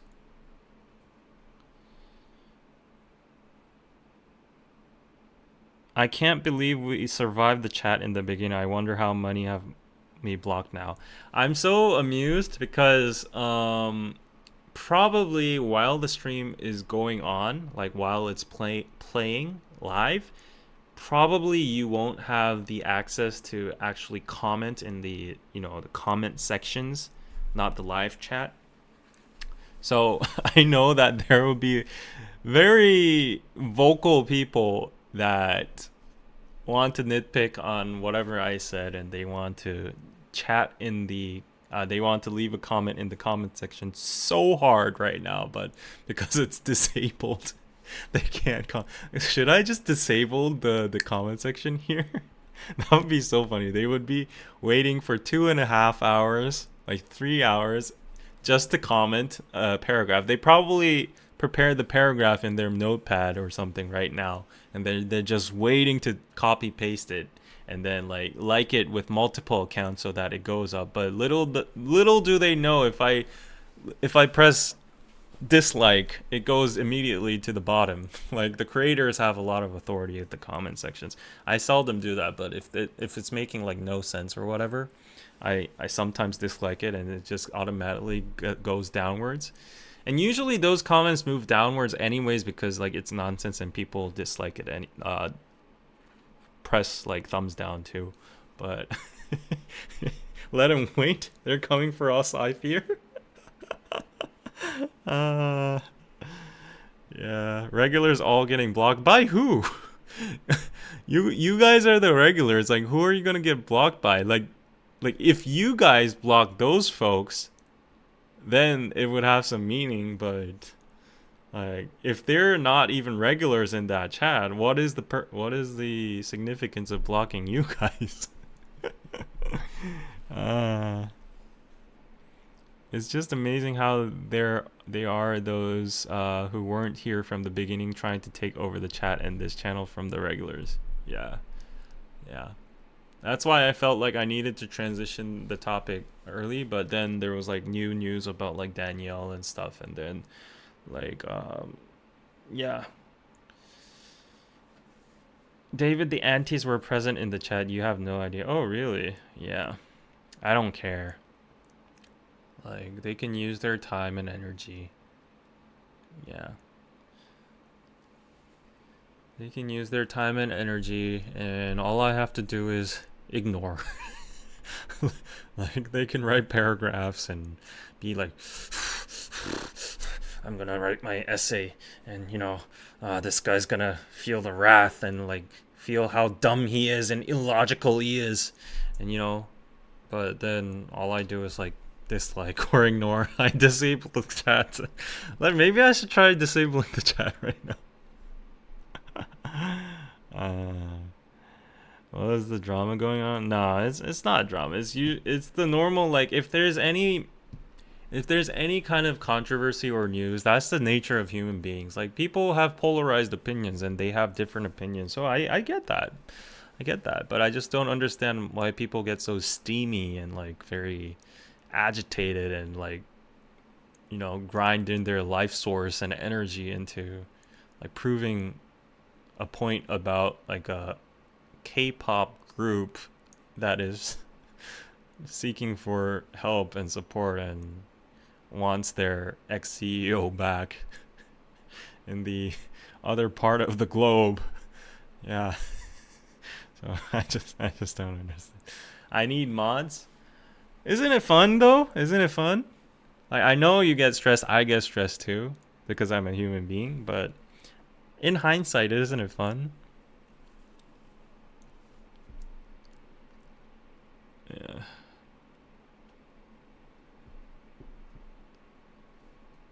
When you were reading those comments, the chat was going crazy? Really? What comments were I reading? You can't reason with them, only their opinion counts as far as they concern. Exactly, exactly. Haters writing dissertations right now, nitpicking every statement. Exactly, yeah. I can already see them coming from like 100 meters far away. Yeah.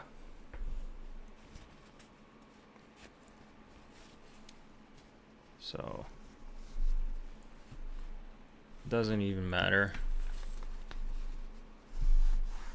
And this is partially the reason why I wandered off from K-pop to some extent, because dealing with the fandom and some irrational people was too much.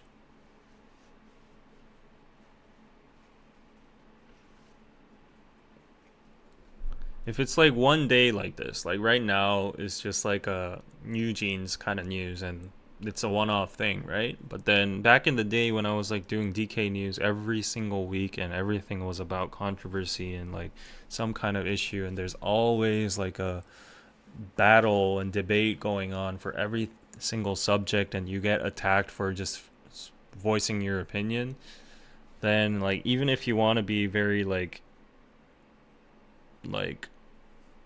content and you want to ignore it, like it gets into your head, and that's the limitations of being a human being.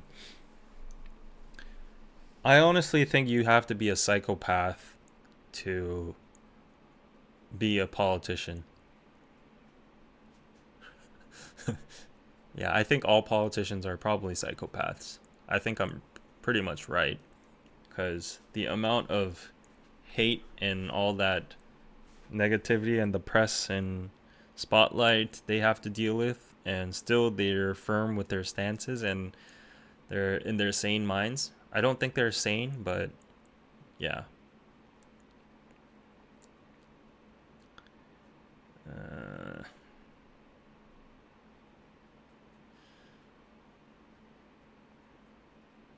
The comments on your reaction to the NewJeans livestream were so weird too, just straight up harsh in comments and hate.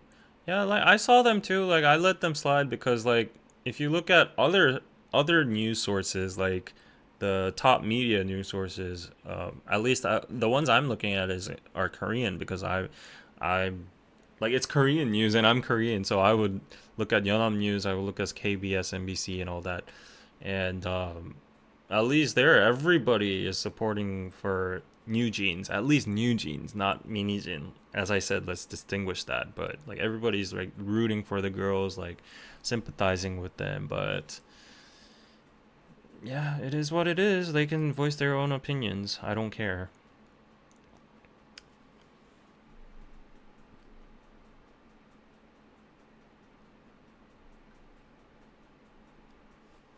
It's the money and power that drives them, the politicians.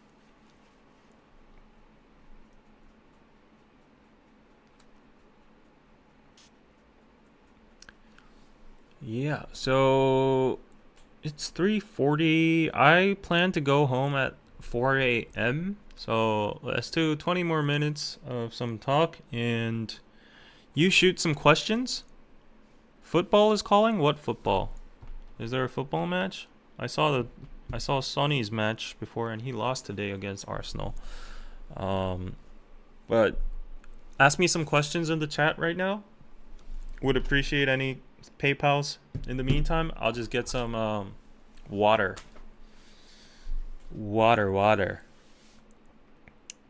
And KPC.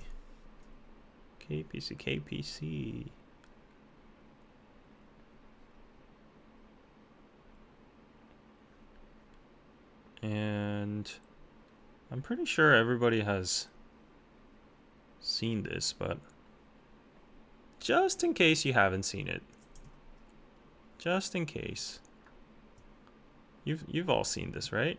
You've all seen this video, right? Yeah, it's my video, so go check it out.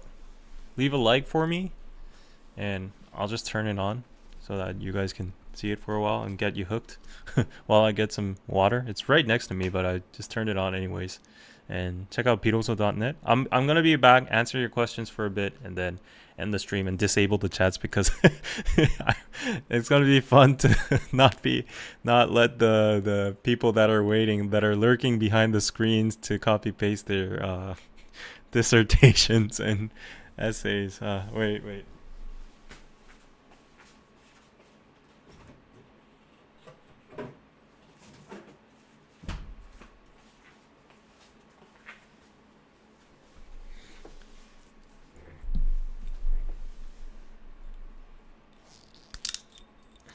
It's American football season. Who gives an... I'm sorry, but who gives a...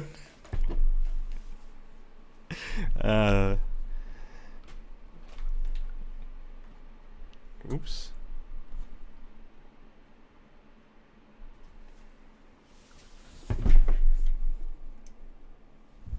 Wait.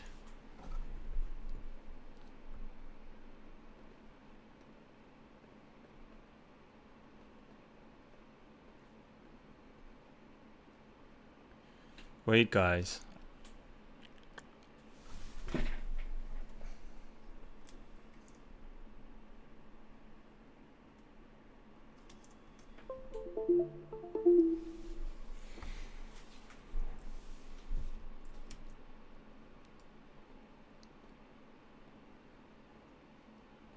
There we go. Sorry about that. I think I triggered one of the lines. And I apologize for the disrespect for American football, but honestly, you gotta know that nobody outside of America actually watches it. Yeah. That is the harsh truth.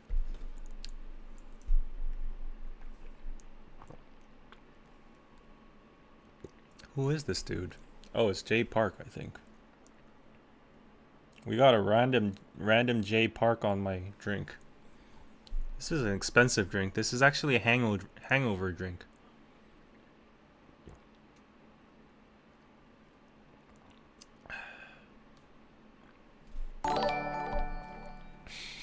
Okay, David, let's not do that about my football. I'm sorry for disrespecting. Yeah, I know that it's a huge thing, and like money-wise, it's probably one of the biggest sports out there too. Everybody knows about the Super Bowl, but it's just that people outside of the US don't really watch American football. Same goes for like hockey. Yeah. Like, I think universally the most popular sports would definitely be like football, like English football. The ones you call soccer. Soccer. Nah, Koreans don't watch NFL. No. I can vouch for that. You might see a little crowd watching in Itaewon at a pub, and there might be some fans here and there. Like, I guess if there's a 50 million population, I would boldly say there's like 1,000. But I've never seen anybody in my life around me watch NFL in Korea. No. They watch the EPL, they watch the Bundesliga, they watch all the other football leagues. They watch even the MLB, they watch the NBA. Yeah, they love basketball, they love baseball, America. They're all like, you know, the biggest leagues are in the US, right? But like football is unique to only like Americans.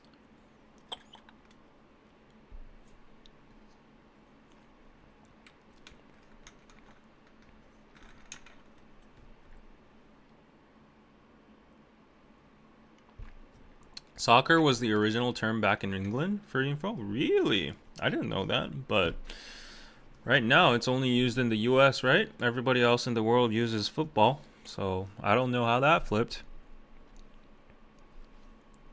Oh, you sent me a message? Okay, let me see. Hey, Hilda, thank you so much. Cheer up, David. Eat some tacos. Yes, just like me. Haha. Fighting. I'm doing laundry while listening to you. Okay, I hope your laundry goes good. Thank you so much. NFL's for real, man. Lol. I like to see the hits.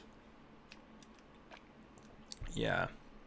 And then there are fellow Indian friends that have a lot of pride for cricket. And yeah, I think Australia also has some fandom for cricket too. But they have their own huge population of their own. So yeah, I think there's like Pakistan and India and some Southeast Asian countries.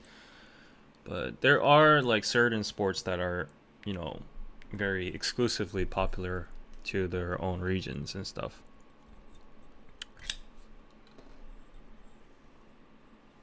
We have random celebs all on our drinks. Can you?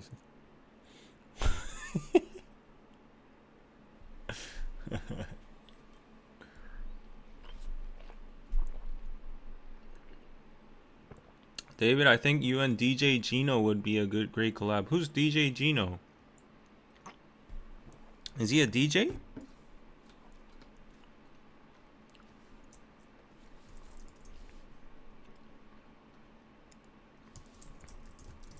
DJ Gino. Oh, I know this guy. Oh, he's really OG, isn't he? Is he still active? Damn, he's been uploading really consistent. Oh, 2 weeks ago. Yeah, from what I recall, this guy's been around from like DKDK days too. Yeah, he's OG.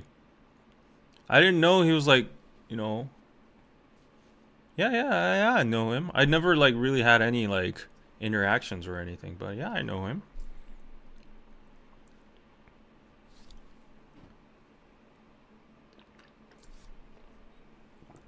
Isn't he like I'm not sure, but isn't he like a BTS fan too?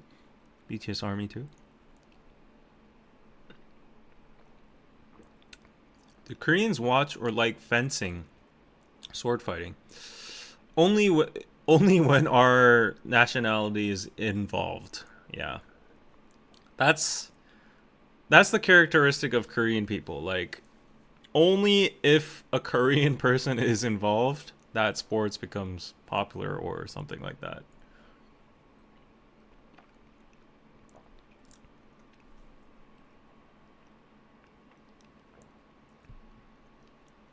Very interesting. I've learned quite a bit on Korean culture from both you and Anna. Thank you. No, thank you. Korea won a gold medal in fencing. Yeah, Korea won a lot of medals in a lot of random. Mm-hmm. Oh, Tammy. Oh, I thank you. I thanked you for the PayPal before, right?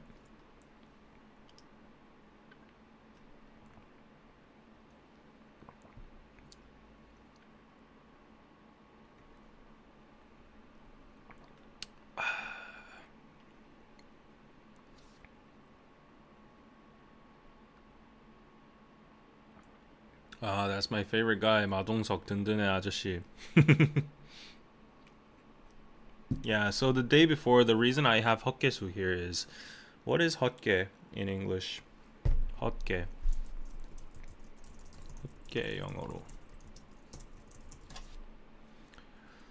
Um. Okay, 헛개. It says Korean raisin or original Japanese raisin tree.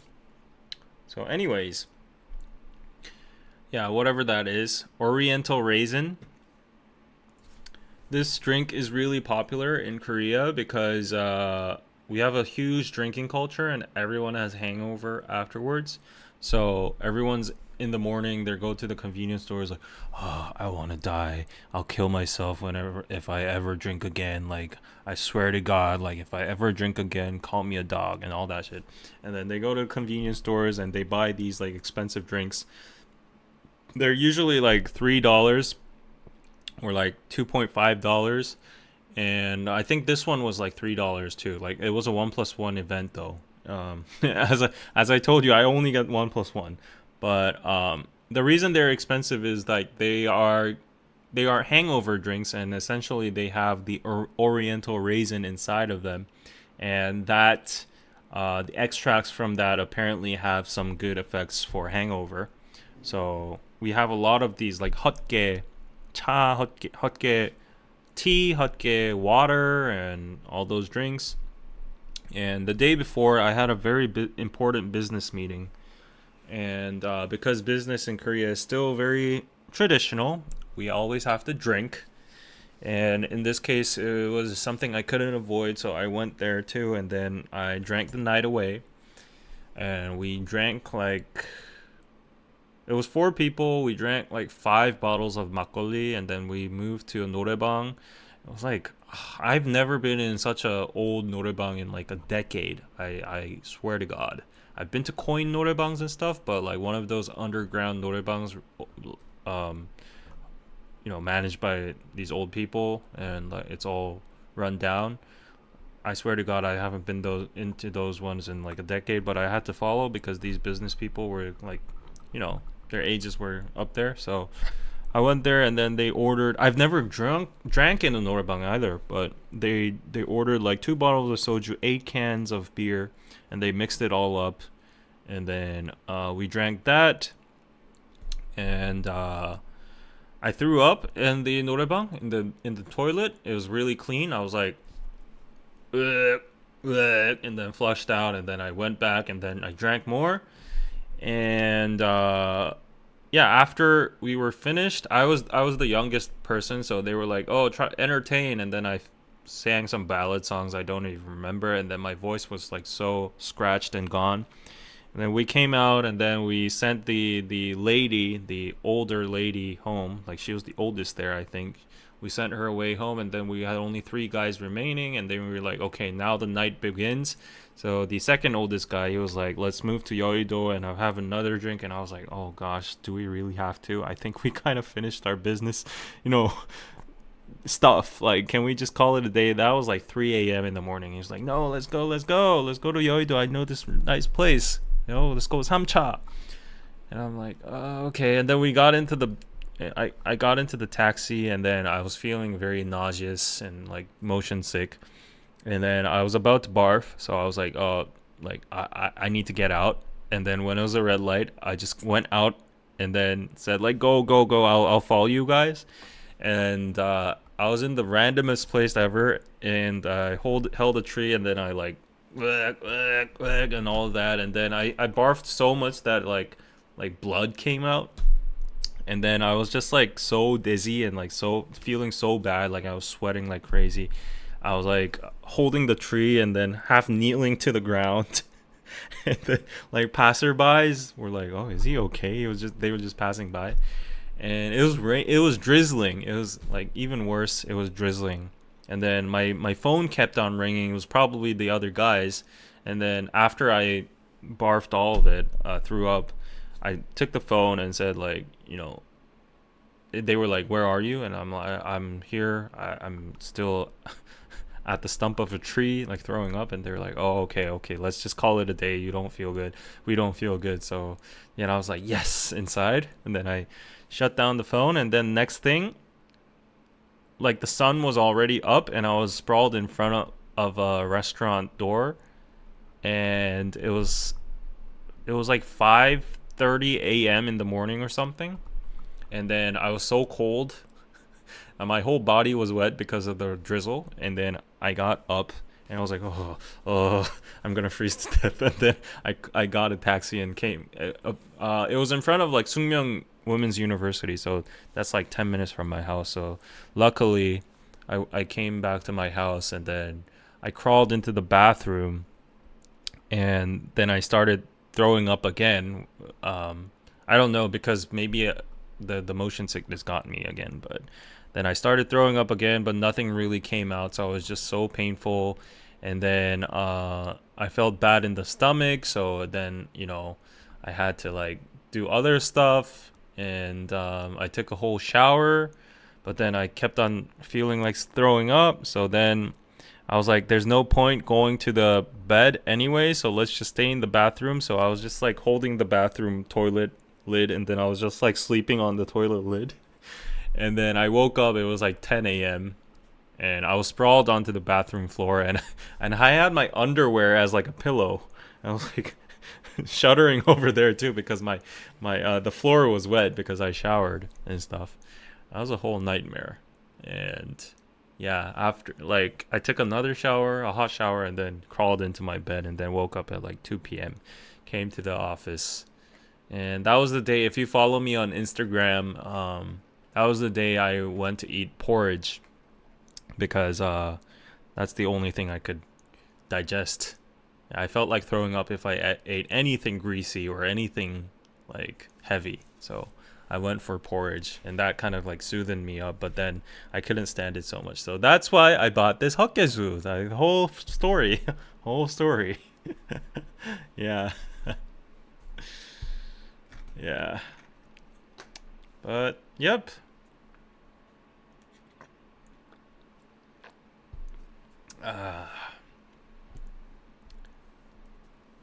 That's a lot. I know. Not the second round. You definitely drank too much. Exactly. Be careful. That's scary. I know. Vomited, not barfed. Exactly. What's the difference? I don't know. Alcohol poisoning. You need to be very careful. Yeah. But, like, I know that there's an alcohol problem in this society, culture-wise, but that is a norm for a lot of people. And people don't think it's unhealthy or it's bad. They just... Actually, some people take pride of this kind of stuff. It's very true. And the real story is, the next day, the other two guys, they all texted me, and they're like, "Are you okay?" And I was like, "Yeah, I was a little bit, down, but then I recovered." And they're like, that a boy, you got the spirit. Like, at your age, you should drink like 2 times of that and still be okay, and you can rebound after like 5 hours of sleep, and they're like, I'm proud of you, like, let's hang out next time again. And I'm like, I don't want to.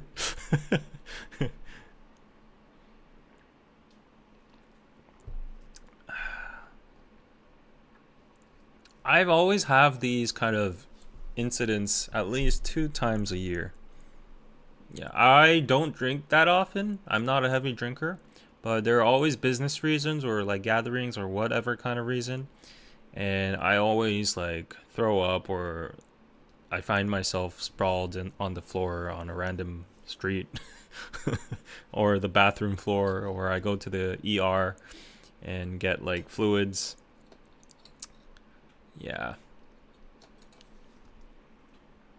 But for some people, like 9 to 5, office workers, especially those who work in sales or the stock market, the finance, or especially sales, finance,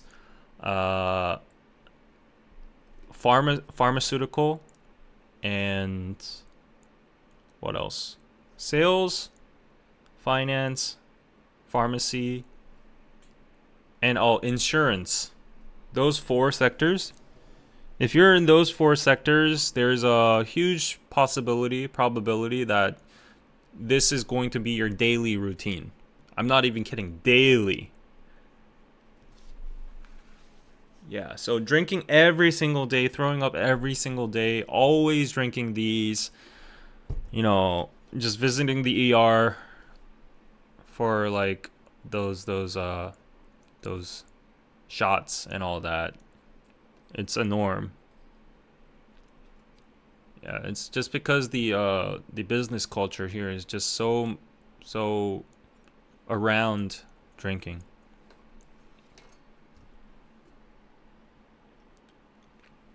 Why didn't I go to the hospital? Because I didn't feel like it was hospital level.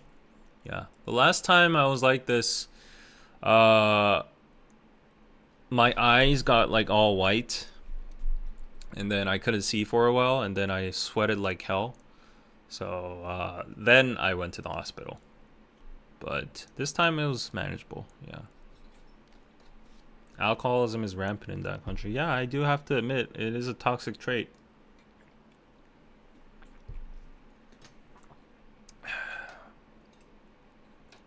Yeah, my body couldn't handle it. Yeah.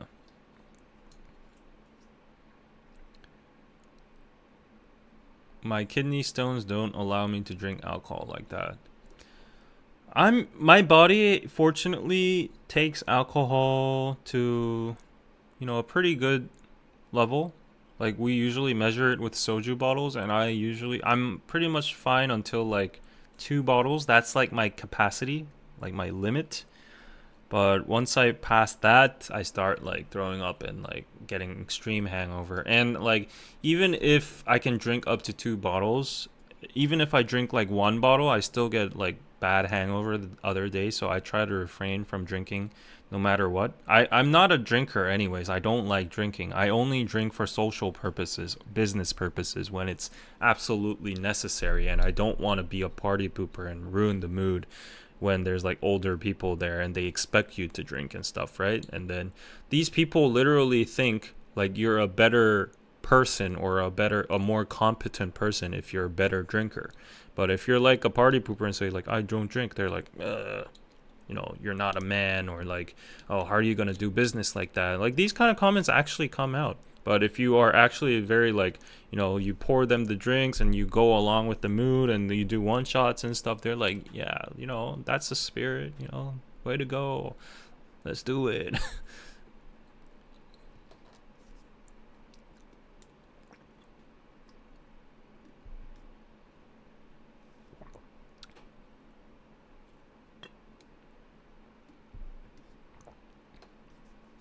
I used to work at a bank and quit because it was too toxic for me. Then I now work at home, mostly administrative stuff's best decision ever. Yeah.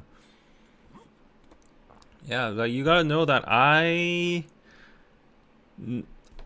rarely drink because I'm a YouTuber and freelancer, and I don't have any like pressure from the company or business contacts or anything. But nowadays, because I'm doing business in terms of like piroso and stuff, I'm meeting like government people and other company partners. Like there are some occasions that I need to attend.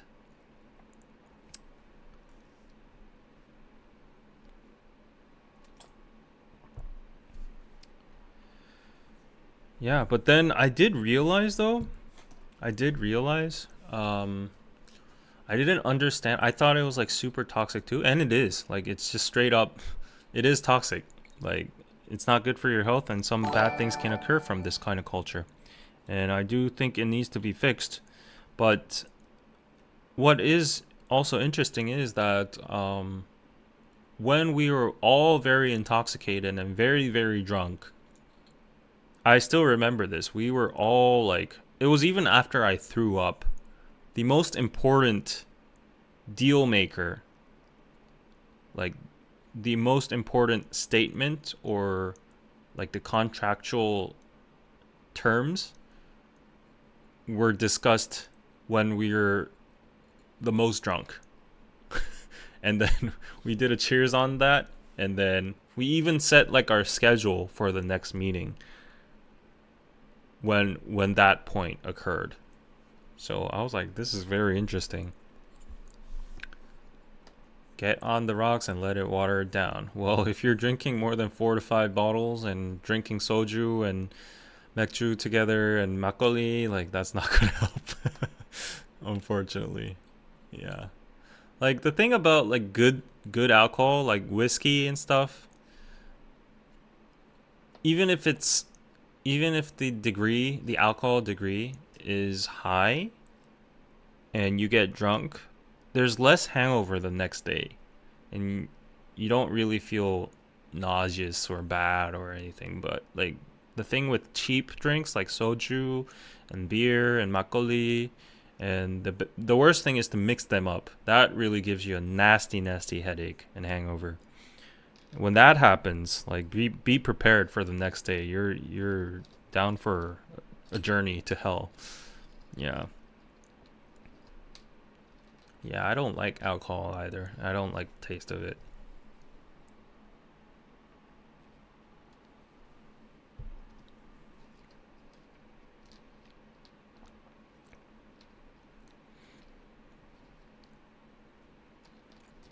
Drunk business decisions. Well, for me, like I always like in my case at least, I'm always sane and like sober in my mind at least. It's just my physical capabilities that start to malfunction. Some people literally black out and they don't remember anything, or they lose the capability to actually think, or they start like fumbling words and all that. But luckily for me, I can think clearly and I know like I'm totally functioning in the brain. So I was safe with that. But yeah, usually it's like you have like a business agenda in your mind for the whole meeting, and even before the meeting you have what you want to propose. You have a desired outcome and you have that in mind, and that's usually it. It's a 1 minute deal. Like if the other person proposes that and you accept, then it's closed, it's done, right? But then people don't talk about that until like the 2차 or 3차, or the last bit of the whole night, because they want to feel good and they want to check out what kind of person you are, or other kind of alternative motives and all that. And that's why those like closings of the deals usually happen at the end, near the end of the whole night. Yeah.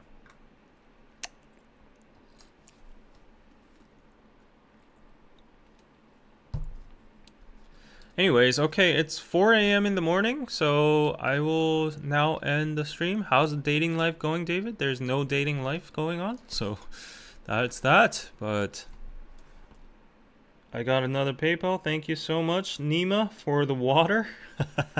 Thank you so much for the 10. Pizza. Lynn, thank you for the pizza. Have a nice holiday. Thank you so much. I will enjoy my holiday thanks to you even more. So, yeah. That was about it. And for the regulars in the chat, how many people are watching? Wow, we still have 500 people. Almost 500 people watching.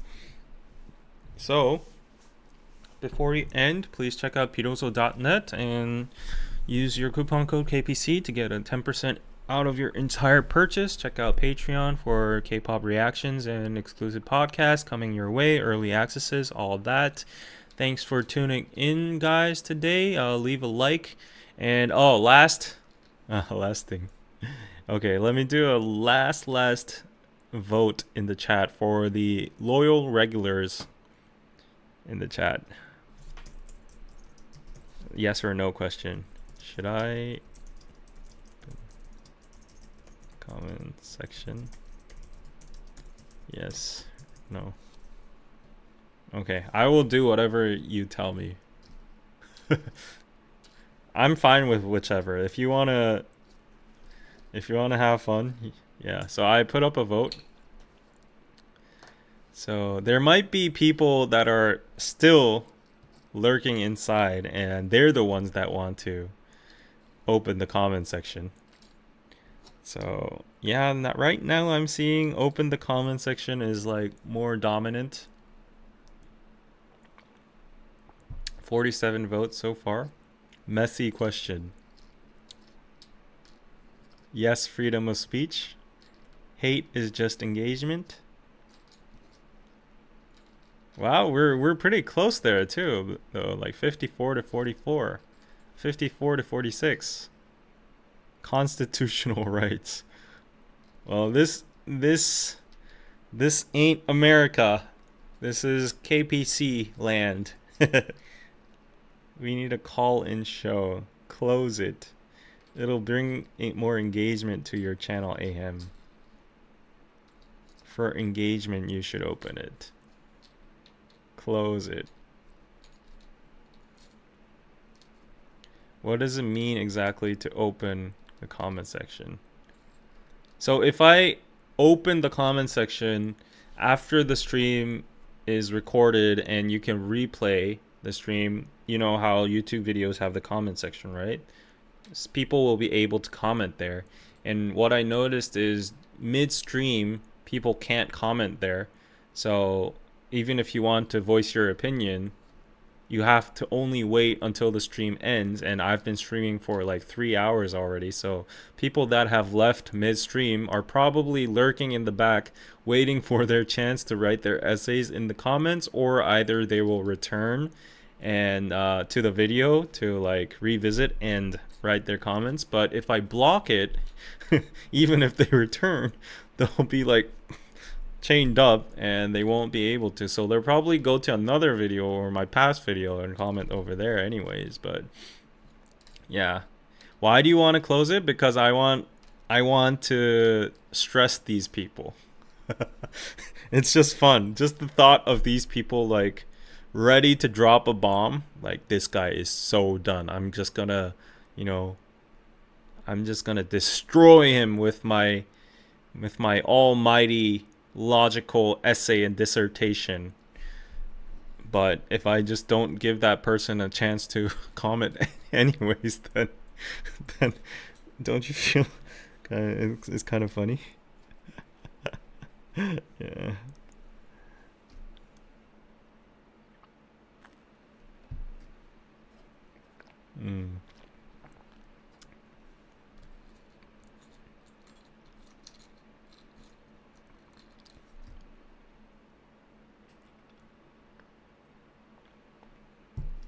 I don't like how Anna always gets attacked. Is she still getting attacked in my comment section? She's not even here and she's getting attacked?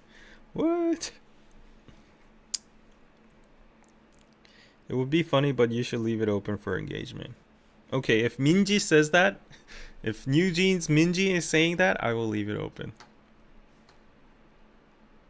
Yeah.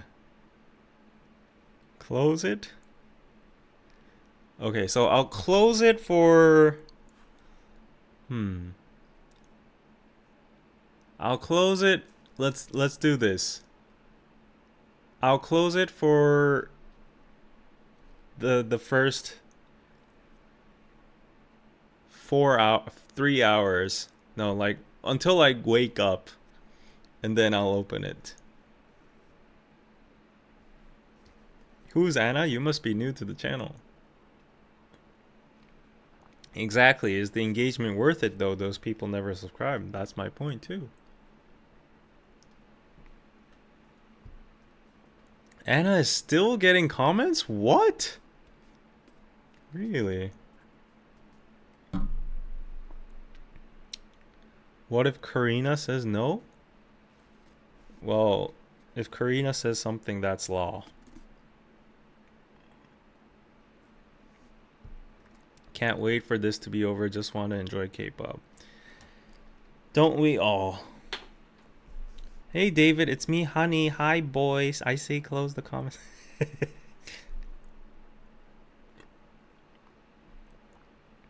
Give it 5 days and open the comments. Interesting. I've never closed the comments before, so it might be interesting. How do I even do that? Let me actually explore the option to close comments. Like I've never tried closing the comments of a live stream before, but how do you even do that? Wait, did I miss any super chats? Let's see.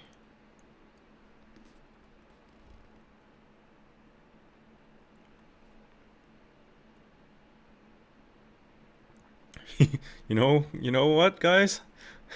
As a matter of fact, I think I don't even know how to close the comments. So it was never an option. Oh, wait. Like, okay, I'm looking at the settings.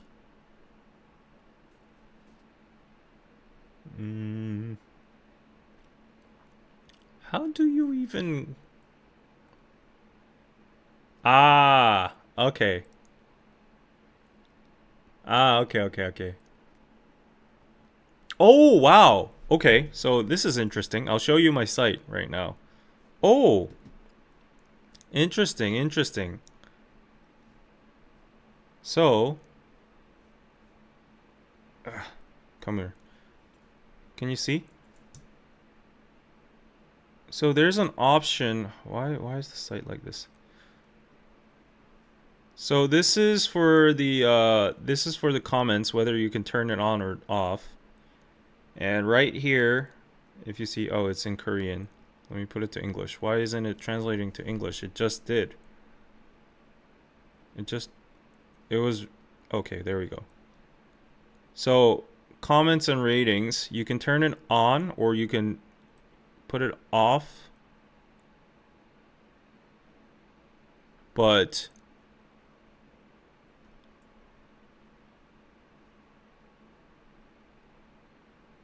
yeah, you can put them all on hold too. Why is it going back and forth? Sorry. You can put all the comments on hold. Wow, this is interesting. Is this for the live chat or... No, I think this is for comments in general. Wow, let me actually put all on hold.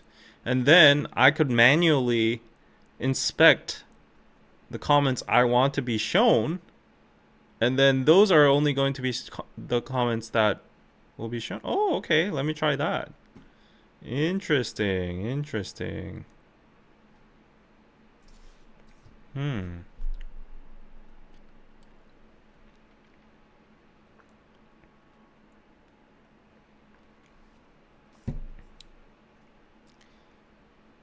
This is my for real name, Minji.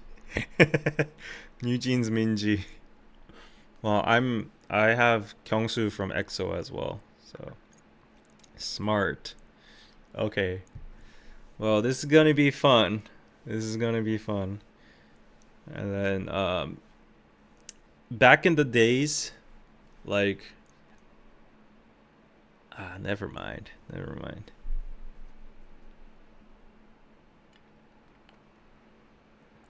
Anyways, guys, it was nice chatting to you guys. Happy Thanksgiving, happy Chuseok for everybody. Hope you have a wonderful remainder of remaining weekend, and hope you have a wonderful week if you're going into Monday. Thanks everyone for supporting me on PayPal and Super Chat today. Buy me a coffee and check out Piroso, check out Patreon, and I am going to go to sleep now. Go to dreamland. Thank you, everybody. Before you go, please press the like button, and as usual, I am sending an ad your way, so please watch it before you go to give me 30 cents. Bye bye. Happy Chuseok. Bye all. Bye bye.